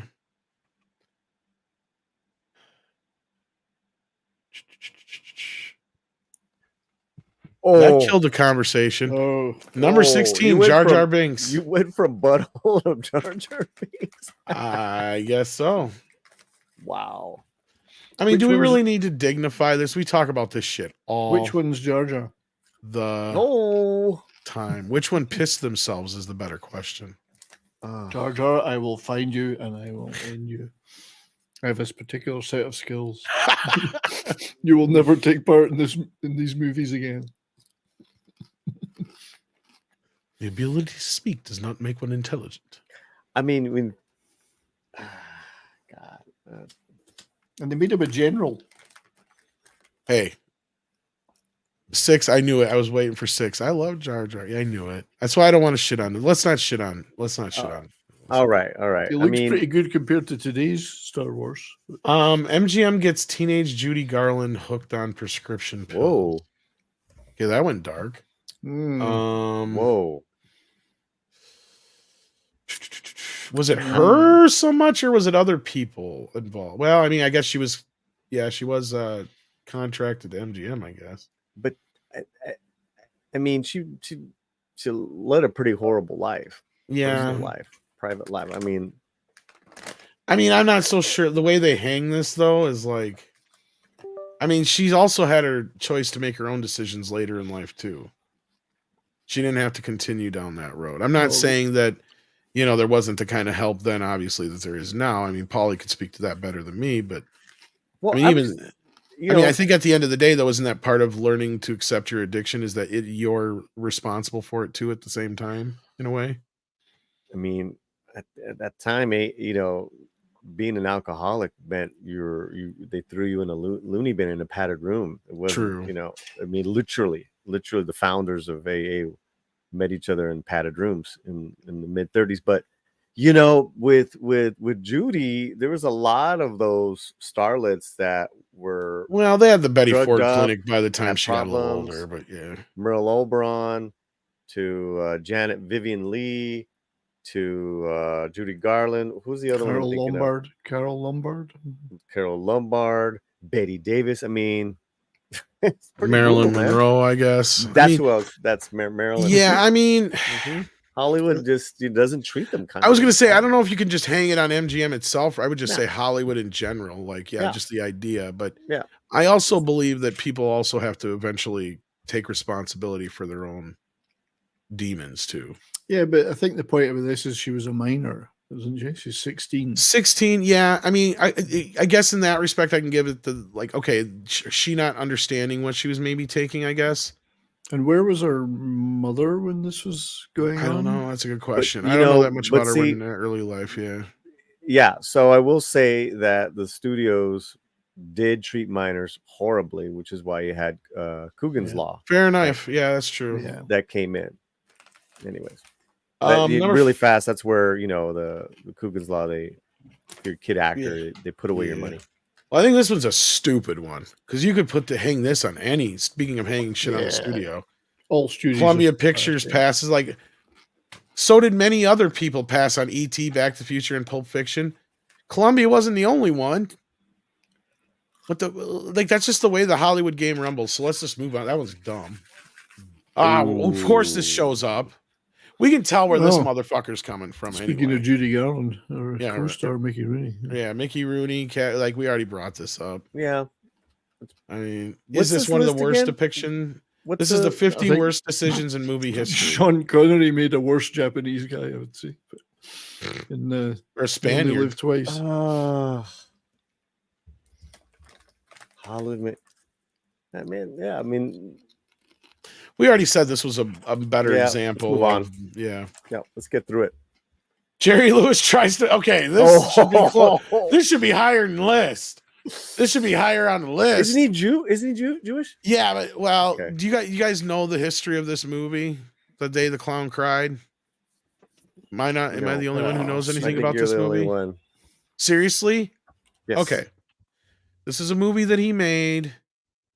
It's about, and I shit you not, a clown who leads the kids into the gas chamber. Well, this is a foreign movie, isn't it? Like a European thing. Well, he made it and then he showed it to a bunch of people. He couldn't get it distributed in Hollywood, and a bunch of people told him, you know what, you should just put this movie away and never show it to anybody ever again. And he did basically just that until recent years. Now I guess you can go see it at the Library of Congress, I think it is. Yeah. Somebody correct me if I'm wrong, but it's in there. With the French and the Italian making these fucked up movies, man. But apparently there's no complete negative. There's not a complete negative of it. I don't know. I don't know what exactly happened to it. The only living version of it that I know of is in the library now, that you have to get like a special thing to go see it or whatever. I don't know when or if it's going to be released to the public. But yeah, one more year is at ActionCom. Okay, one more year. Okay, but yeah, it is one of those movies. There's reconstructions of it, like through pictures and other things on YouTube. You can find out information on it. It is a depressing idea, a very poor idea for a movie, and a lot of people just did not understand where the fuck Jerry was coming from. Wasn't there an Italian movie of about 20 years ago that roughly did something similar? Maybe. Life is Beautiful. Yeah, Life is Beautiful. That's what I'm thinking of. Where he wasn't quite as best bad. actor and all that stuff. Yeah, he was trying to raise the spirits of his child or his daughter during those times. But I was thinking. So just really fast with Jerry Lewis. Oh, we just lost Brahma. Yeah, maybe he wanted to, be taken seriously. So I'm sure that's what it was. Like he thought this was going to be an Oscar movie, and then it was just poorly conceived at the end of the day, is what I was trying to say earlier. Hopefully we get Brahma back. I think he was just probably accidentally hit a button or had a hiccup. Number 11 is John Travolta's allowed to make a Scientology propaganda movie. Oh, perfect timing to bop back in here, Brahma, on the John Travolta making my alien movie. My Bluetooth driver went out. What do you think of my hair? My AirPods, my mouse, and my keyboard, so I couldn't do anything. I couldn't even turn off the camera or mute the mic. I'm scrambling around the garage trying to find a freaking plug-in mouse. It's very dystopian, Brahma. Very dystopian. Yeah, sorry. No, you're fine. I think the bigger problem with this movie wasn't the Scientology aspect. It was just how much money was spent on it. And it was just an ill-conceived notion of an idea from begin with. Anyone see this movie? I've seen it. Yeah. Oh yeah, I've seen it. It's just campy and stupid. Yeah, I mean, it's not like it's just overly expensive. Yeah. I spent way too much money on it. Not many, but some. Yeah, not many. Okay, I remember this. Good for the co-stars. Top 10. Here we go. Using real untrained lions in Melanie Griffith movie. That could be seen as a mistake. That lion is munching on her ass right there for reals. Yeah. Wow. Anybody? I've never actually seen this movie. I've seen tons of clips from it. I've heard a lot about it. I knew nothing about this. Oh, you've never heard about this? Okay, No. I've heard of it, but I've never seen it. Yeah, this is my proof that Tippi Hedren is nuttier than a fucking fruitcake, and I don't believe anything she ever said about Hitchcock. It's not hard to understand why the team behind 1981's Aurora felt that they had to use real lions on the set.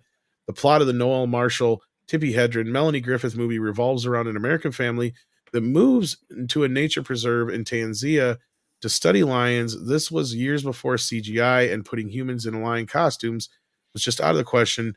They look as phony as apes in Planet of the Apes. What is impossible to understand is why they felt using actual wild lions as opposed to trained domestic ones made even the tiniest bit of sense, and why the studio and their insurance company signed off on a psychotic scheme. Marshall was bit by a lion so hard at one point he nearly lost his arm. Griffith was virtually scalped in a vicious attack that required 50 sutures. And nearly every member of the cast and crew was attacked at some point, and accounts from the set read like a real-life horror movie, and they somehow decided to just keep forging ahead. The topper is that the movie was an enormous box office dud. Few people today have even heard of Roar, but the unlucky few that worked on the set will never, ever forget it. And I think the other thing is in real life, they were living with some of these animals at the same time, too, which was fucked up. God. Well, like, is there Melanie Griffith's just trained domesticated lion? I mean, Siegfried and Roy would probably tell you no at this point.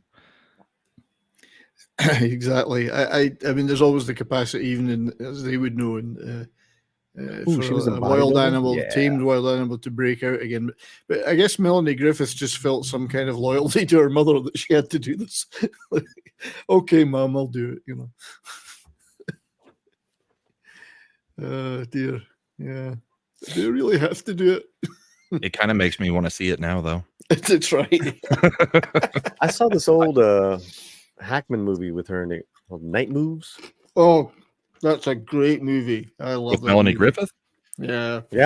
No, I've tried finding this movie. I don't know if it's been released on Blu-ray or not. I've just never come across it. Night Moves is like 75 or something. Yeah, that was a really cool great film. movie. Yeah. Wasn't she in Milk Money? Yes. Yeah, that was produced by Kathleen Kennedy. False advertisement. Yeah, right. Ronald Reagan tells the House Un-American Activities Committee that the Screen Actors Guild is full of communists. Number 9. No, we already know this is true. Well, of course it's full of communists. Of course it is. Communist and Mel Gibson. More true now than before. Yeah. I mean, yes, they were back then. It still is. But at least they made good movies. At least they were making water is still wet. I mean, I don't know how this is considered something that is the worst thing that's happened in movies. I get it because they're bringing it up because of how blacklisted people got and shit like that. No, that's different. Yeah, that's a different thing entirely. Well, then Trumbo, right? Oh, they brought up Dalton Trumbo, Lena Horne, Langston Hughes, Chaplin. Yeah. Did you ever see that film? That Trumbo film was pretty good. Yeah. Yeah. Warner Brothers loses Home Alone to Fox over a measly $3 million. Okay, well, see, like I said, you could fill this list. In fact, you could actually. I bet you one that they're not going to make the list. Separate list. I brought up that Addams Family, Orion selling it to Paramount is what lost them the studio, not RoboCop 3, as most people say. Because if they had just kept going with Addams Family, that would have made them money and saved the studio. It was a huge fucking hit. And Paramount, and Paramount bought it for a fucking song because they were liquidating shit at Orion and they didn't want to finish the movie. If they had just stuck to their guns and finished it, it would have been a huge. Anyway, Warner Brothers, the first original Addams Family, okay. The original one, Home Alone grossed nearly $500 million on a budget of just $18 million. It's because But you don't know that until this is dumb. This is so stupid. This is another one like that other one. It's not like they actually had it and they started making it at Warner Brothers. At least my story made more sense. But it's dumb because this is how the business is every day. I know, but this is like a coulda, woulda, shoulda story. The story I just told you, the movie was actually in production. Like they had been, it was being filmed. That's my point. And then instead of they didn't want to keep spending money on the production. So they turned it over to Paramount and Turnaround, who spent, I can't remember how much it was. I think 10 or $12 million on it or something like that. So they barely made back what they had been spent on the money already, or money on the movie already. So they didn't really make anything off it. And at the end of the day, the movie was the biggest movie of the year for Paramount, if not the year. I can't remember. I don't think it was the year, but it was definitely for Paramount. So I think that was the same year Terminator 2 came out. But it could have saved Orion Pictures at that time. But anyway, they wouldn't have given them a little bit more money to finish the movie. Yeah. I mean, a bigger blunder is arguably Sound of Freedom. Sitting on that movie for 5 years. Same thing. Exactly. Yeah. Same thing. And boom, there's a whole bunch of profit you're not getting. Yeah, that could be helping Disney right now. Right. Yeah. That was an intentional decision, though, I think. Yeah, see, this was just short-sightedness on Orion's part because they were, in the process of not having any money anymore. But because Orion technically still owns the rights to the Addams Family, MGM or Orion does, yeah. But anyway, Twilight Zone movie fails to take proper safety precautions, and an adult and two children die. Yeah, this was a bad one. Yeah. Vic Morrow. The death of Vic Morrow and two child actors. It's a horrible tragedy. It did not need John to happen. Landis. Took him a while to. Oh, it basically destroyed his career. Right. He had a couple of movies afterwards, but it drug out in court for years. And it's still debatable on how much at fault he really was, to be honest with you. But that being said, this is a great example of people getting a little ahead of themselves and putting, the vision before safety. Yep. Yeah. Number 6, Phil Lord and Chris Miller get fired from Solo. No, I think the whole problem was Solo just existing in general. If they'd been fired before it started, it might have been better. That's what I'm saying. I think it's the fact that the movie happened and then they had to reshoot it all. And it wasn't midway through production, motherfuckers. They had shot on 88 days already. Yeah. That's a long time. Midway when you add how many reshoots they had to do. Well, considering Ron Howard did it in half the time, I think. I don't know. But anyway, we've talked about that enough, I think. Oh, here you go. Who guessed this one? I forgot. Who brought this one up? Matt Damon turning down. No, I didn't. Scribe, was it? Wasn't it? Was it Scribe? Or was it? I thought it was. Okay, I thought May it was have Brian. been Andy. May have been Andy. 70s. Did you bring it up? No, it wasn't. Andy had to run. I forgot about that. I didn't see him leave.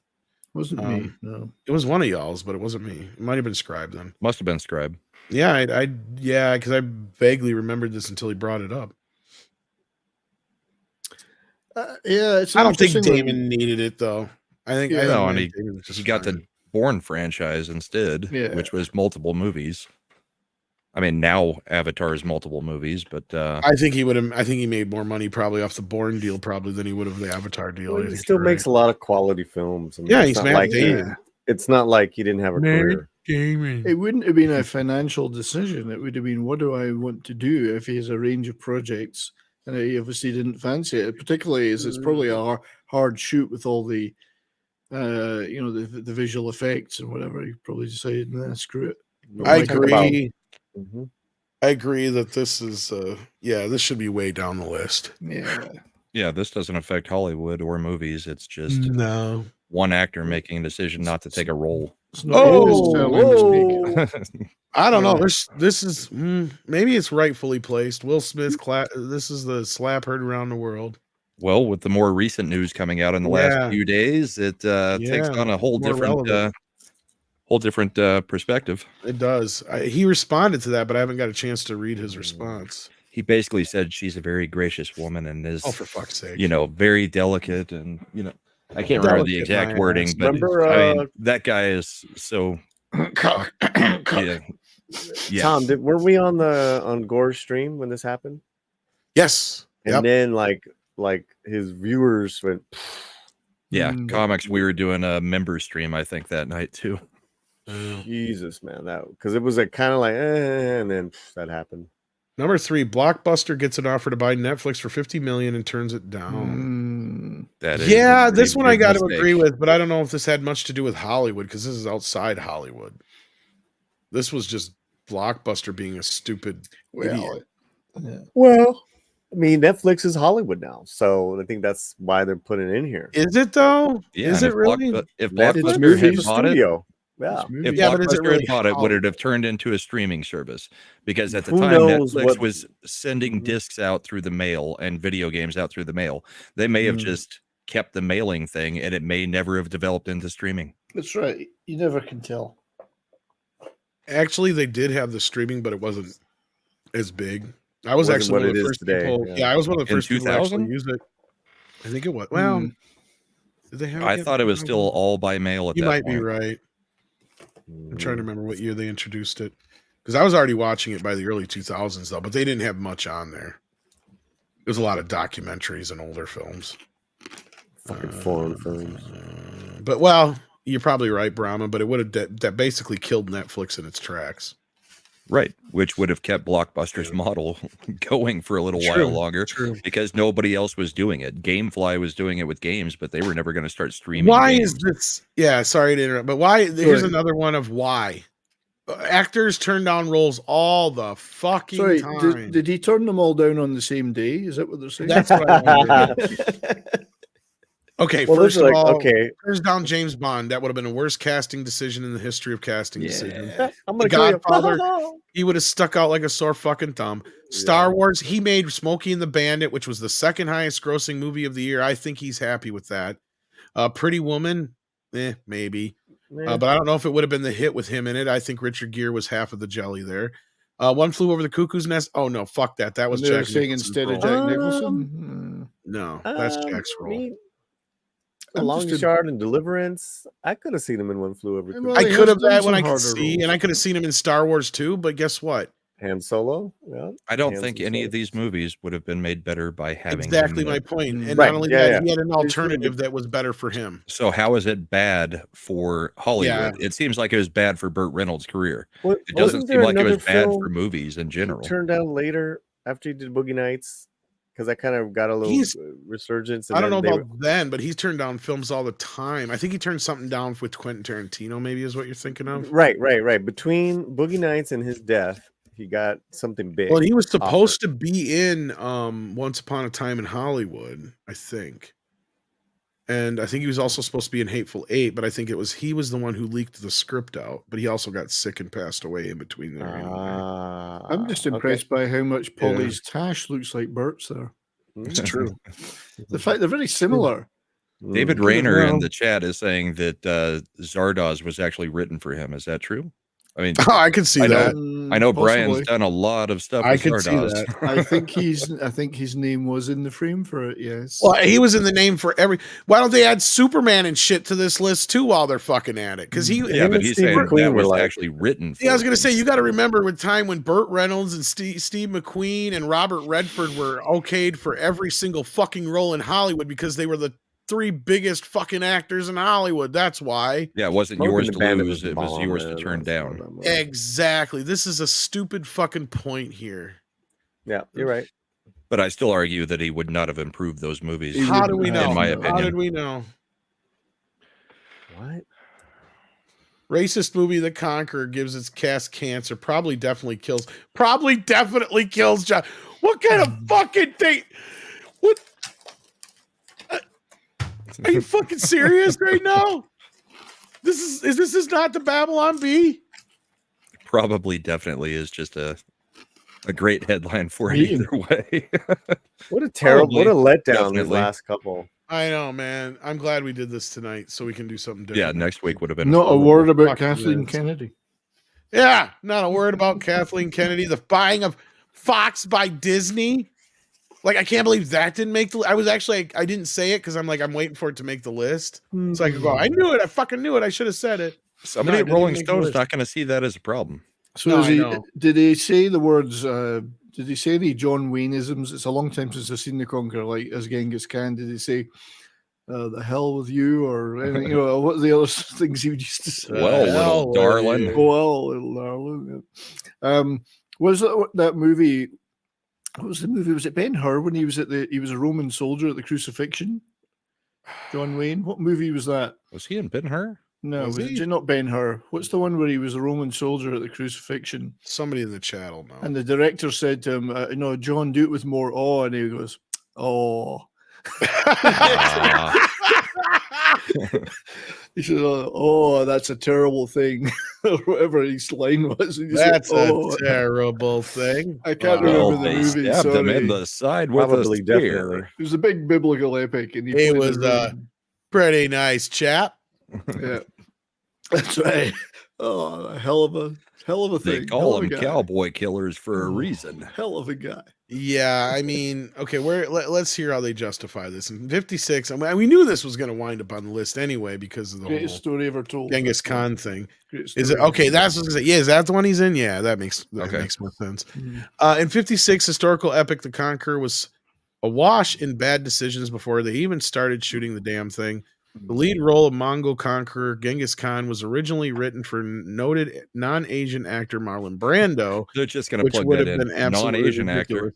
Of course, when he dropped out, they didn't move on to an actual Asian thespian that could play the role with credibility because there probably wasn't any at the Well, time. how many were in Hollywood then? Exactly my fucking point. What? We're gonna get Key Luke to play everything? Like, what the fuck? Like, there's what, 3 or 4 maybe at the time you they said, have cast Michelle Yeoh, you know, and none of them are actually Mongolian. Probably, like that's the other question. Are they? Yeah, like that's Damn you, right. That's another Mongolians. problem. They cast Koreans as Chinese. They cast Chinese as Japanese. That's wrong. well, That's ask the same Paulie about principle. It's the Hispanic wrong roles, principle. man. We just brought up earlier. You had fucking Lou Diamond Phillips playing Jesus Christ, I just had a fucking brain fart. Richie Valens and he's Filipino. Yeah. And not only that, Richie was half white.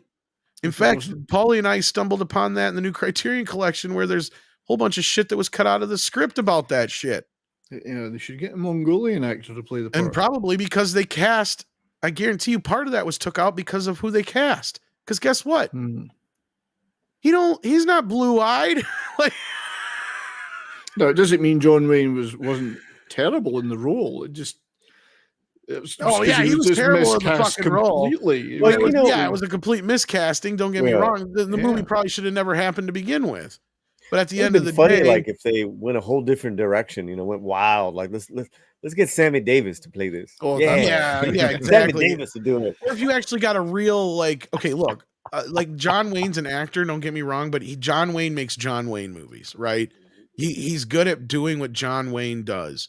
Well, You want an actor like a Peter Sellers or Laurence Olivier, or even what's his face was brought up earlier, played Obi-Wan, Alec Guinness. somebody who's like a chameleon, then we're talking a little different scenario here. Then you may actually get a performance out of those people that isn't actually laughable. Is it racist? That's debatable. We just had that debate earlier about, well, you know, if you're in China, do you expect to see all white people in a Shakespearean play over there? No, I mean, this is the same principle. Exactly. So at this time period, was there any major Mongolian or even remotely close actors? No. I named the main one now. Like, yeah, you'd be hard pressed to name one now besides Simu Liu, and he's Canadian. Yeah. There was the weird thing with Hollywood is its portrayal of minorities back in the day. Some were pretty bad. Yeah. I'm not going to disagree with that. That's stereotyping, which is bad. With this, it's like, you know, one, you know, you're gonna cast John Wayne. It's stupid not to. The hell you are. But you know, it just was just a different time. I mean, there was no, you know, Asian actors, you know. That's what I was Hollywood. Getting at. Like they're not major, at that time. So you'd probably have to wait a good 20 years to this is even before Bruce Lee. I mean, people forget how important he was to bridging that gap to, you know, the Asian community to American audiences. Like he was one of the first major Chinese stars, period. But anyway. Well, I've always pointed out on my channel and our talks is that, you know, James Hong was the other one I was trying to think of. Thank you, Jonah Hex. Go ahead. Hollywood has to take responsibility for its hypocrisy of its history, you know, and not do the opposite of what they're doing now. It even took now is just ridiculous. People need to realize it took almost 20 years for Americans to warm up to Jackie Chan. They tried to make Jackie Chan happen in Cannonball Run 2. Or was it the first one? One of them. He's in one of them, and it didn't work. They didn't get him. They didn't like him. They didn't get his shtick. It took until Rumble in the Bronx for American audiences to accept him. Well, I think also too, it's also great to see great chameleon actors that are able to have you know, a very wide range where they can play different roles out of their ethnicity. That's what I love the most. Anthony Quinn have to be able to act. Yeah, that too. You know, I want to get to the whole cancer bit here because I shit on Wayne some more. Well, before we get there, real quick, they went for John. I believe in white supremacy. I was just going to get there. I was going to read that part. Yeah. Oh, when he dropped out, they didn't there, move. No, they didn't move on to it. Yeah, we read that part. They went for John. I believe in white supremacy. Wait, you know what that comes from? A really stupid Playboy interview from like the late 50s or early 60s. I can't remember which. Somewhere in there. But in that interview, they totally disregard all the stuff that was actually pretty progressive for him to say at the time. Like he talks about hiring people that are black and stuff in his movies and on the set and all that stuff. Yeah, but they totally ignore that. Using today's language to redefine an actor from that era. Yeah. Yeah. Anyway, did they slather his face with enough makeup and use rubber hands to pull back his rubber bands to pull back his eyes? They sure did. If that wasn't insane enough, they decided to shoot the movie at nuclear testing sites around Utah. It's impossible to prove cause and effect, but 41% of the crew developed cancer in the decades that followed, and 21% died from it. That 21%, including Wayne himself. These people didn't even die for a good movie.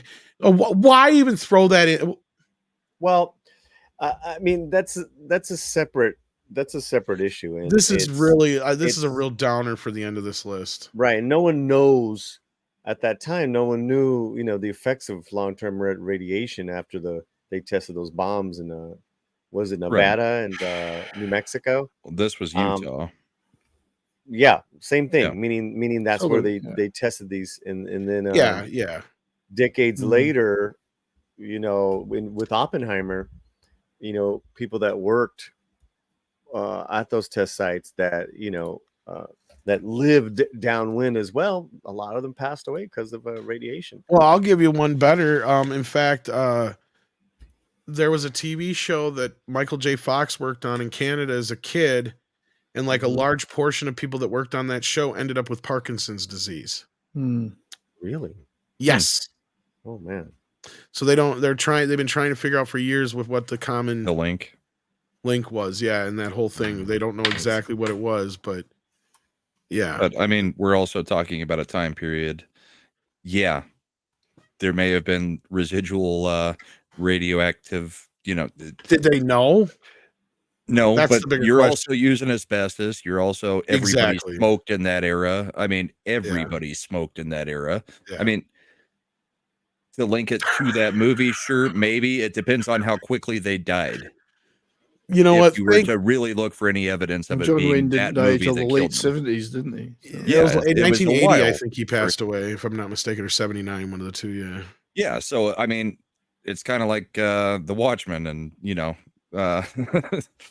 the girlfriend getting cancer. It's like, well, was it really that, or was it everything else? I mean, there's not a lot of ways to prove what causes the cancer that you actually get. And there's a lot, unless there was something that everybody was getting cancer within like 5-6 years of that and dying. Right. It's hard to link it to that versus everything else that we didn't know caused cancer at that time. Oh, I guess he made it to 83. It is coming from a smoker of Marlboro Reds. That's another thing. How much did John Wayne smoke? Well, they call them the cowboy killers because of him. Yeah. The Reds. Well, I thought they were actually called that because the guy who played the cowboy died from. Yeah, the shootist. No, I thought it was. Or I True thought Grit. it was John Wayne that they originally had said it about. Maybe I thought it was the guy that. But anyway, I don't know. Leave it to release the Kraken though to release some tension at the end of the show. Thank fucking God. We got Elvis starring in Fighting in the Fast Lane.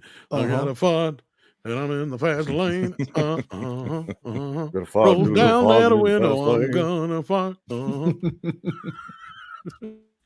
Fighting in the fast lane. Fighting in the fast lane is so much fun. Baby, you're my number one. But wait, Elvis was a racist too. Yeah, right. Yeah, no, Christ. totally. Yeah. Oh God! And I love how they went out of their way in the new Elvis movie to paint him as not a racist. Though I guess I'll give him that. But just everything's contextualized by. It was better than I thought it was going to be. Today's writers applying today's standards, and that's you can't do that to history. You can't. Fuck that list. That list kind of pissed me off. Really. I mean, you know what you're getting wasn't from as bad as some we've done. Rolling Stone. 6 asks favorite movie with a 3-boobed woman in it. Well, how many is there? Total Recall and Total Recall's the got- remake. I was going to say Total Recall is the only one there is that I can think And of. the remake. What? There's one in Hitchhikers, but you don't ever see her. She just I didn't say mentioned anything. the That's triple-breasted true. whore That's of true, Eroticon Brian. 6. Yeah, Triple-breasted whore of Eroticon 6. That's Eccentrica Galumbits. that's right. You don't see her though. I can't believe you remember that.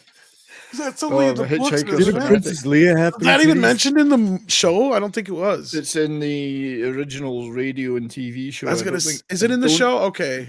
Don't know if it's in the movie. I don't know if it's in the movie. It's not in the movie. No, I thought it was only referenced in the book and maybe the original radio. Well, play. the radio show was the original Yeah. thing, and then the book, and then the TV show. And Yeah. it's mentioned in all of those. I could have sworn I saw Padme with 3 Chi-Chis with Jar Jar Binks. Maybe. Maybe. Jason Webster says The Conqueror, Hollywood's biggest mistake. Well, you were right. You were right. You called this a while back. Let me see exactly what time it was. Yeah, You and sent it's that not- in way back at 10:53 my time. And that's not Okay. to I'm say it isn't a mistake, just not quite for the reasons they were saying. Not for the reasons they were saying. Yeah, I agree that it was miscast, especially at that time period. We were socially or culturally sensitive enough that hiring John Wayne to play Genghis Khan was probably a stupid The fucking ones move. that would challenge the writer to say, okay, we accept what you're saying. Who would you have cast instead? That's the problem. If the film was made in that era, in the same year. And at that point, your only answer is you basically turn it over to like Golden Harvest or somebody like that and have them figure out a way Okay, to but help you then make it. all they would have done is cast a Hong Kong Chinese person who may or may not be somewhat related to the Mongolians of the 12th century. That's what I'm saying. Like, how are you going to get a 12th century Mongolian? Yeah, I mean, there might be no direct lineage there. They didn't either. bring up Bill and Ted. What was wrong with Genghis Khan in that one? If you watch all the Korean and Chinese movies, there's a lot of Mongolian characters in the historical ones, and they're played by Koreans or Chinese or you name it. Yeah. There's no guarantee that they're of the correct that would suit a descent, Rolling Stone ancestry. test. Yeah. The real problem with the list is if you're going to put that one at 1, where is Breakfast at Tiffany's? It's not even on the list. If that's the it was on the list, but we went buzzed past it. Yeah, I think that was when you dipped out. No, yeah, that's why we buzzed past it because I'm like, we already talked about it. You missed Christopher Lee as Fu Manchu. Okay, it must have been when I was Christopher Lee as Fu Manchu. That's another. But yeah, they could have filled the list up with a bunch of that shit, though. That's what I didn't want to see. But that should be one entry on the list. Then. Exactly, like just the time period. People choosing not to take roles should be one entry on the list. I don't even think that should be on the list. They're just padding the list at that point. Yeah, I don't think that should be on the list, nor do I think studios turning down movies should be on the list. But if they were going to put it on the list, the only one that was remotely close would be like maybe the Star Wars one. I could see an argument for, but there's 2 Star Wars ones on there considering. Like, that's the thing. It's like a lopsided list in a lot of ways, too. Action Comm says, go ahead. No, go ahead. Not only did they film on atomic grounds in Utah, but Howard Hughes had trucks grab dirt from a location and bring it to Hollywood. Well, that makes a lot of sense. Wow. Well, we forgot Charlie Chan. I mean, there was dozens of those movies. Who did the Charlie Chan and his nephew mystery movies? Who are those actors in the? Well, Key Luke was one of them who played. He played number 1 son. And that's what I was saying. He's one of the only. Him and Hong were like 2 of the only major Asian actors at that time, and they wouldn't even call them major actors. They were basically character actors.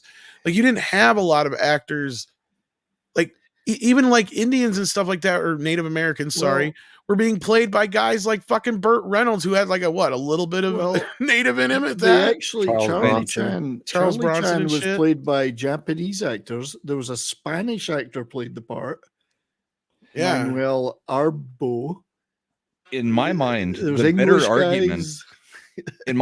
better argument is if you were to bring up movies where they did hire an ethnicity to play the character, like Long Duck Dong, and made them play a stereotypical version of that. Yeah, but then unfortunately, that's what the list would turn into. That's not what I was hoping this list would be. It kind of, I know, but that's the list a better argument than going back 70, 80 years in the past and saying you cast white people in ethnic roles at a time when there were not a lot of ethnic actors. But let me just go ahead. Sorry. I was just saying, let me say, this is my issue with the list, and this is why I don't read these lists ahead of time, so you guys get my genuine reactions to these. I'm not that good of an actor. But it pisses me off because this is not what this list should be about. Once you start making it about that shit, Brahma, then the whole list becomes that. Right. I'm thinking of it from that author's perspective. Where's the things that they did call out? How are you not calling out that stuff? I guess. Where's shit like casting George Clooney as Batman, for instance? Stuff like that. That's what I thought this list was going to be. It was like, really stupid moves. Hollywood mistakes. There was a few good ones on here, and it started off promising with the whole like the Catwoman thing and Catwoman and a few other things. But then we just got to a point where it just got more mean spirited, and this guy clearly has a fucking agenda. Went into the by a young person, but I think you could possibly have made a case, and it was mentioned earlier that why did they cast Charlton Heston in Touch of Evil when there are lots of good, even at that time, lots of great Hispanic and Mexican actors that could have played the part of a Mexican in a Hollywood movie, but they cast Charlton Heston. Well, Touch of Evil was an independent film. They did their own thing. It wasn't a Hollywood. Or film. Here's another great one I think y'all could agree with. Not that I think that when they fired Richard Donner from Superman 2. That is like a situation where I thought would be like in this list. So it's So there's 2 different things here, right? There's what Tom was talking about, and then there's that. Then what dipshit this is all writer controversy was trying shit. to point out is a completely different list. But you can't tell it from this dipshit's point of view. I think what we all wanted is what Tom wanted. It was like great Hollywood mistakes. That would have been, those are cool to talk about. Even like, or they made the right move. Eric Stoltz got recast. Stuff like that. This thing with the history stereotypes and all that stuff. I mean, it just goes to show you that there's Hollywood has always been just hit and miss with that stuff, and to this day.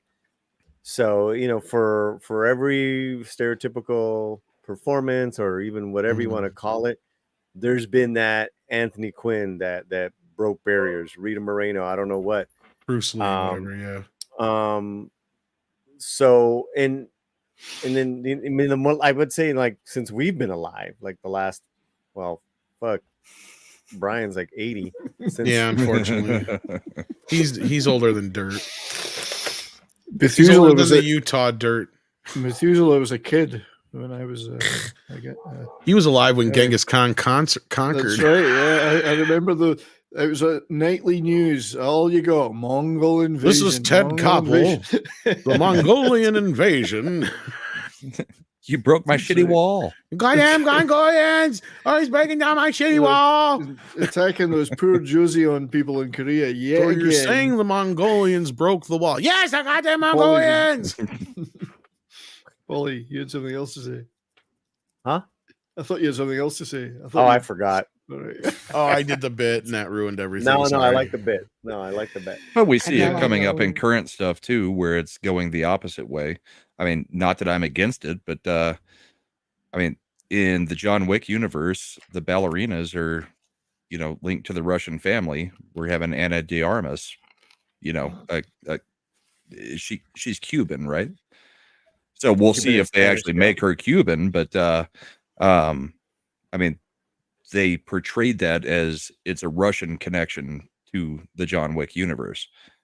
So, I mean, it happens both ways to a degree. Yes, it happens a lot more from what we've seen traditionally of white actors taking over other roles, but it is evening out to a small degree. But they're taking it overboard in other situations. So I don't know.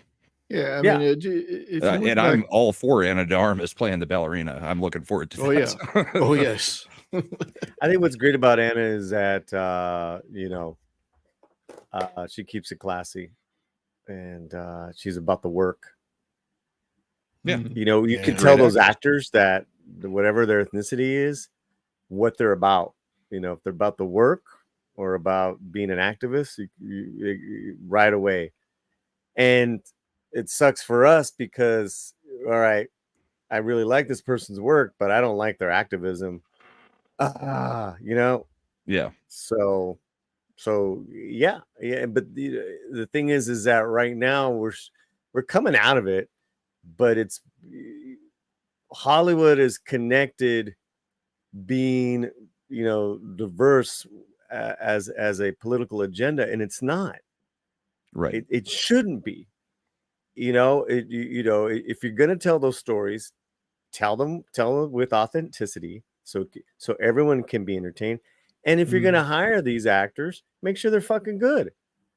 You know, and you take it from there. You know, the work always speaks for itself, and you want to entertain people. And you know, you can't find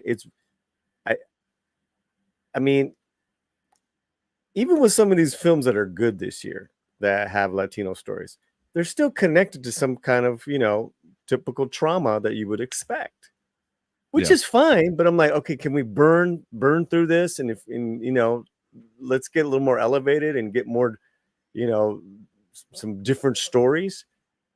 Then it's like, okay, all right, you're an astronaut and you guys were immigrant farm workers. That's what my grandfather was. I get it, but I don't need to say for the 20th time. Right. But it was an entertaining. It was a very, very, you know, it was a wholesome, you know, true to life story, which I appreciate. And it didn't beat anyone over the head with any politics, but Hollywood, they live for that shit, and it's like enough. That's why I like these actors who happen to be Latino that just play different roles, man. Oscar Isaacs, Jenna Ortega, it's fantastic to watch. Well, Oscar Isaac's a great example because that guy could play many, many different roles in many, many different genres, and it doesn't matter what his background is. He's a great actor. Same with Anna de Armas. Doesn't matter. I mean, the thing with Hollywood right now is, I think what we want to see is a meritocracy where the best actor gets the role. But we also, at the same time, don't want to see it be something absurd where they're looking at an actor or actress that doesn't fit, especially like a historical part. I mean, the race swaps have gotten to the point where it's like, okay, yes, you can have a great actor in there, but you're doing it for the wrong reasons. That kind of thing. True. But all right, let's wrap it up. Yeah. We're way over time. I want to thank Andy for being in here. He had to pop out early. Who else had to pop out early? Scribelight and Scribelight. Yeah. Am I missing anybody else? I don't want to miss anybody. But Brahma, what do you got going on? Anything you want to plug? Monday Meltdown tomorrow night on Comics Division. This Wednesday, starting a new show. Wednesday at 6 p.m. 6 p.m. Central, 5 p.m. Mountain. On Carrie Smith's channel, at least to start. We are doing the Christian panel with Carrie Smith, myself, Michelle from Force of Light, and if Odin can make it, he's going to be there. And we're going to have a special guest, Gothics, this Wednesday. So come check that out. We're kind of kicking off a new, maybe every other week, maybe every 3 weeks type show. We will be talking about the Jesus Revolution movie, which I still need to go, or I still need to find it and see because we're talking about it. So it should be a good time. And then we've got Yelling at Parked Cars on Rumble on Comics Division's channel also on Wednesday. So come check it out.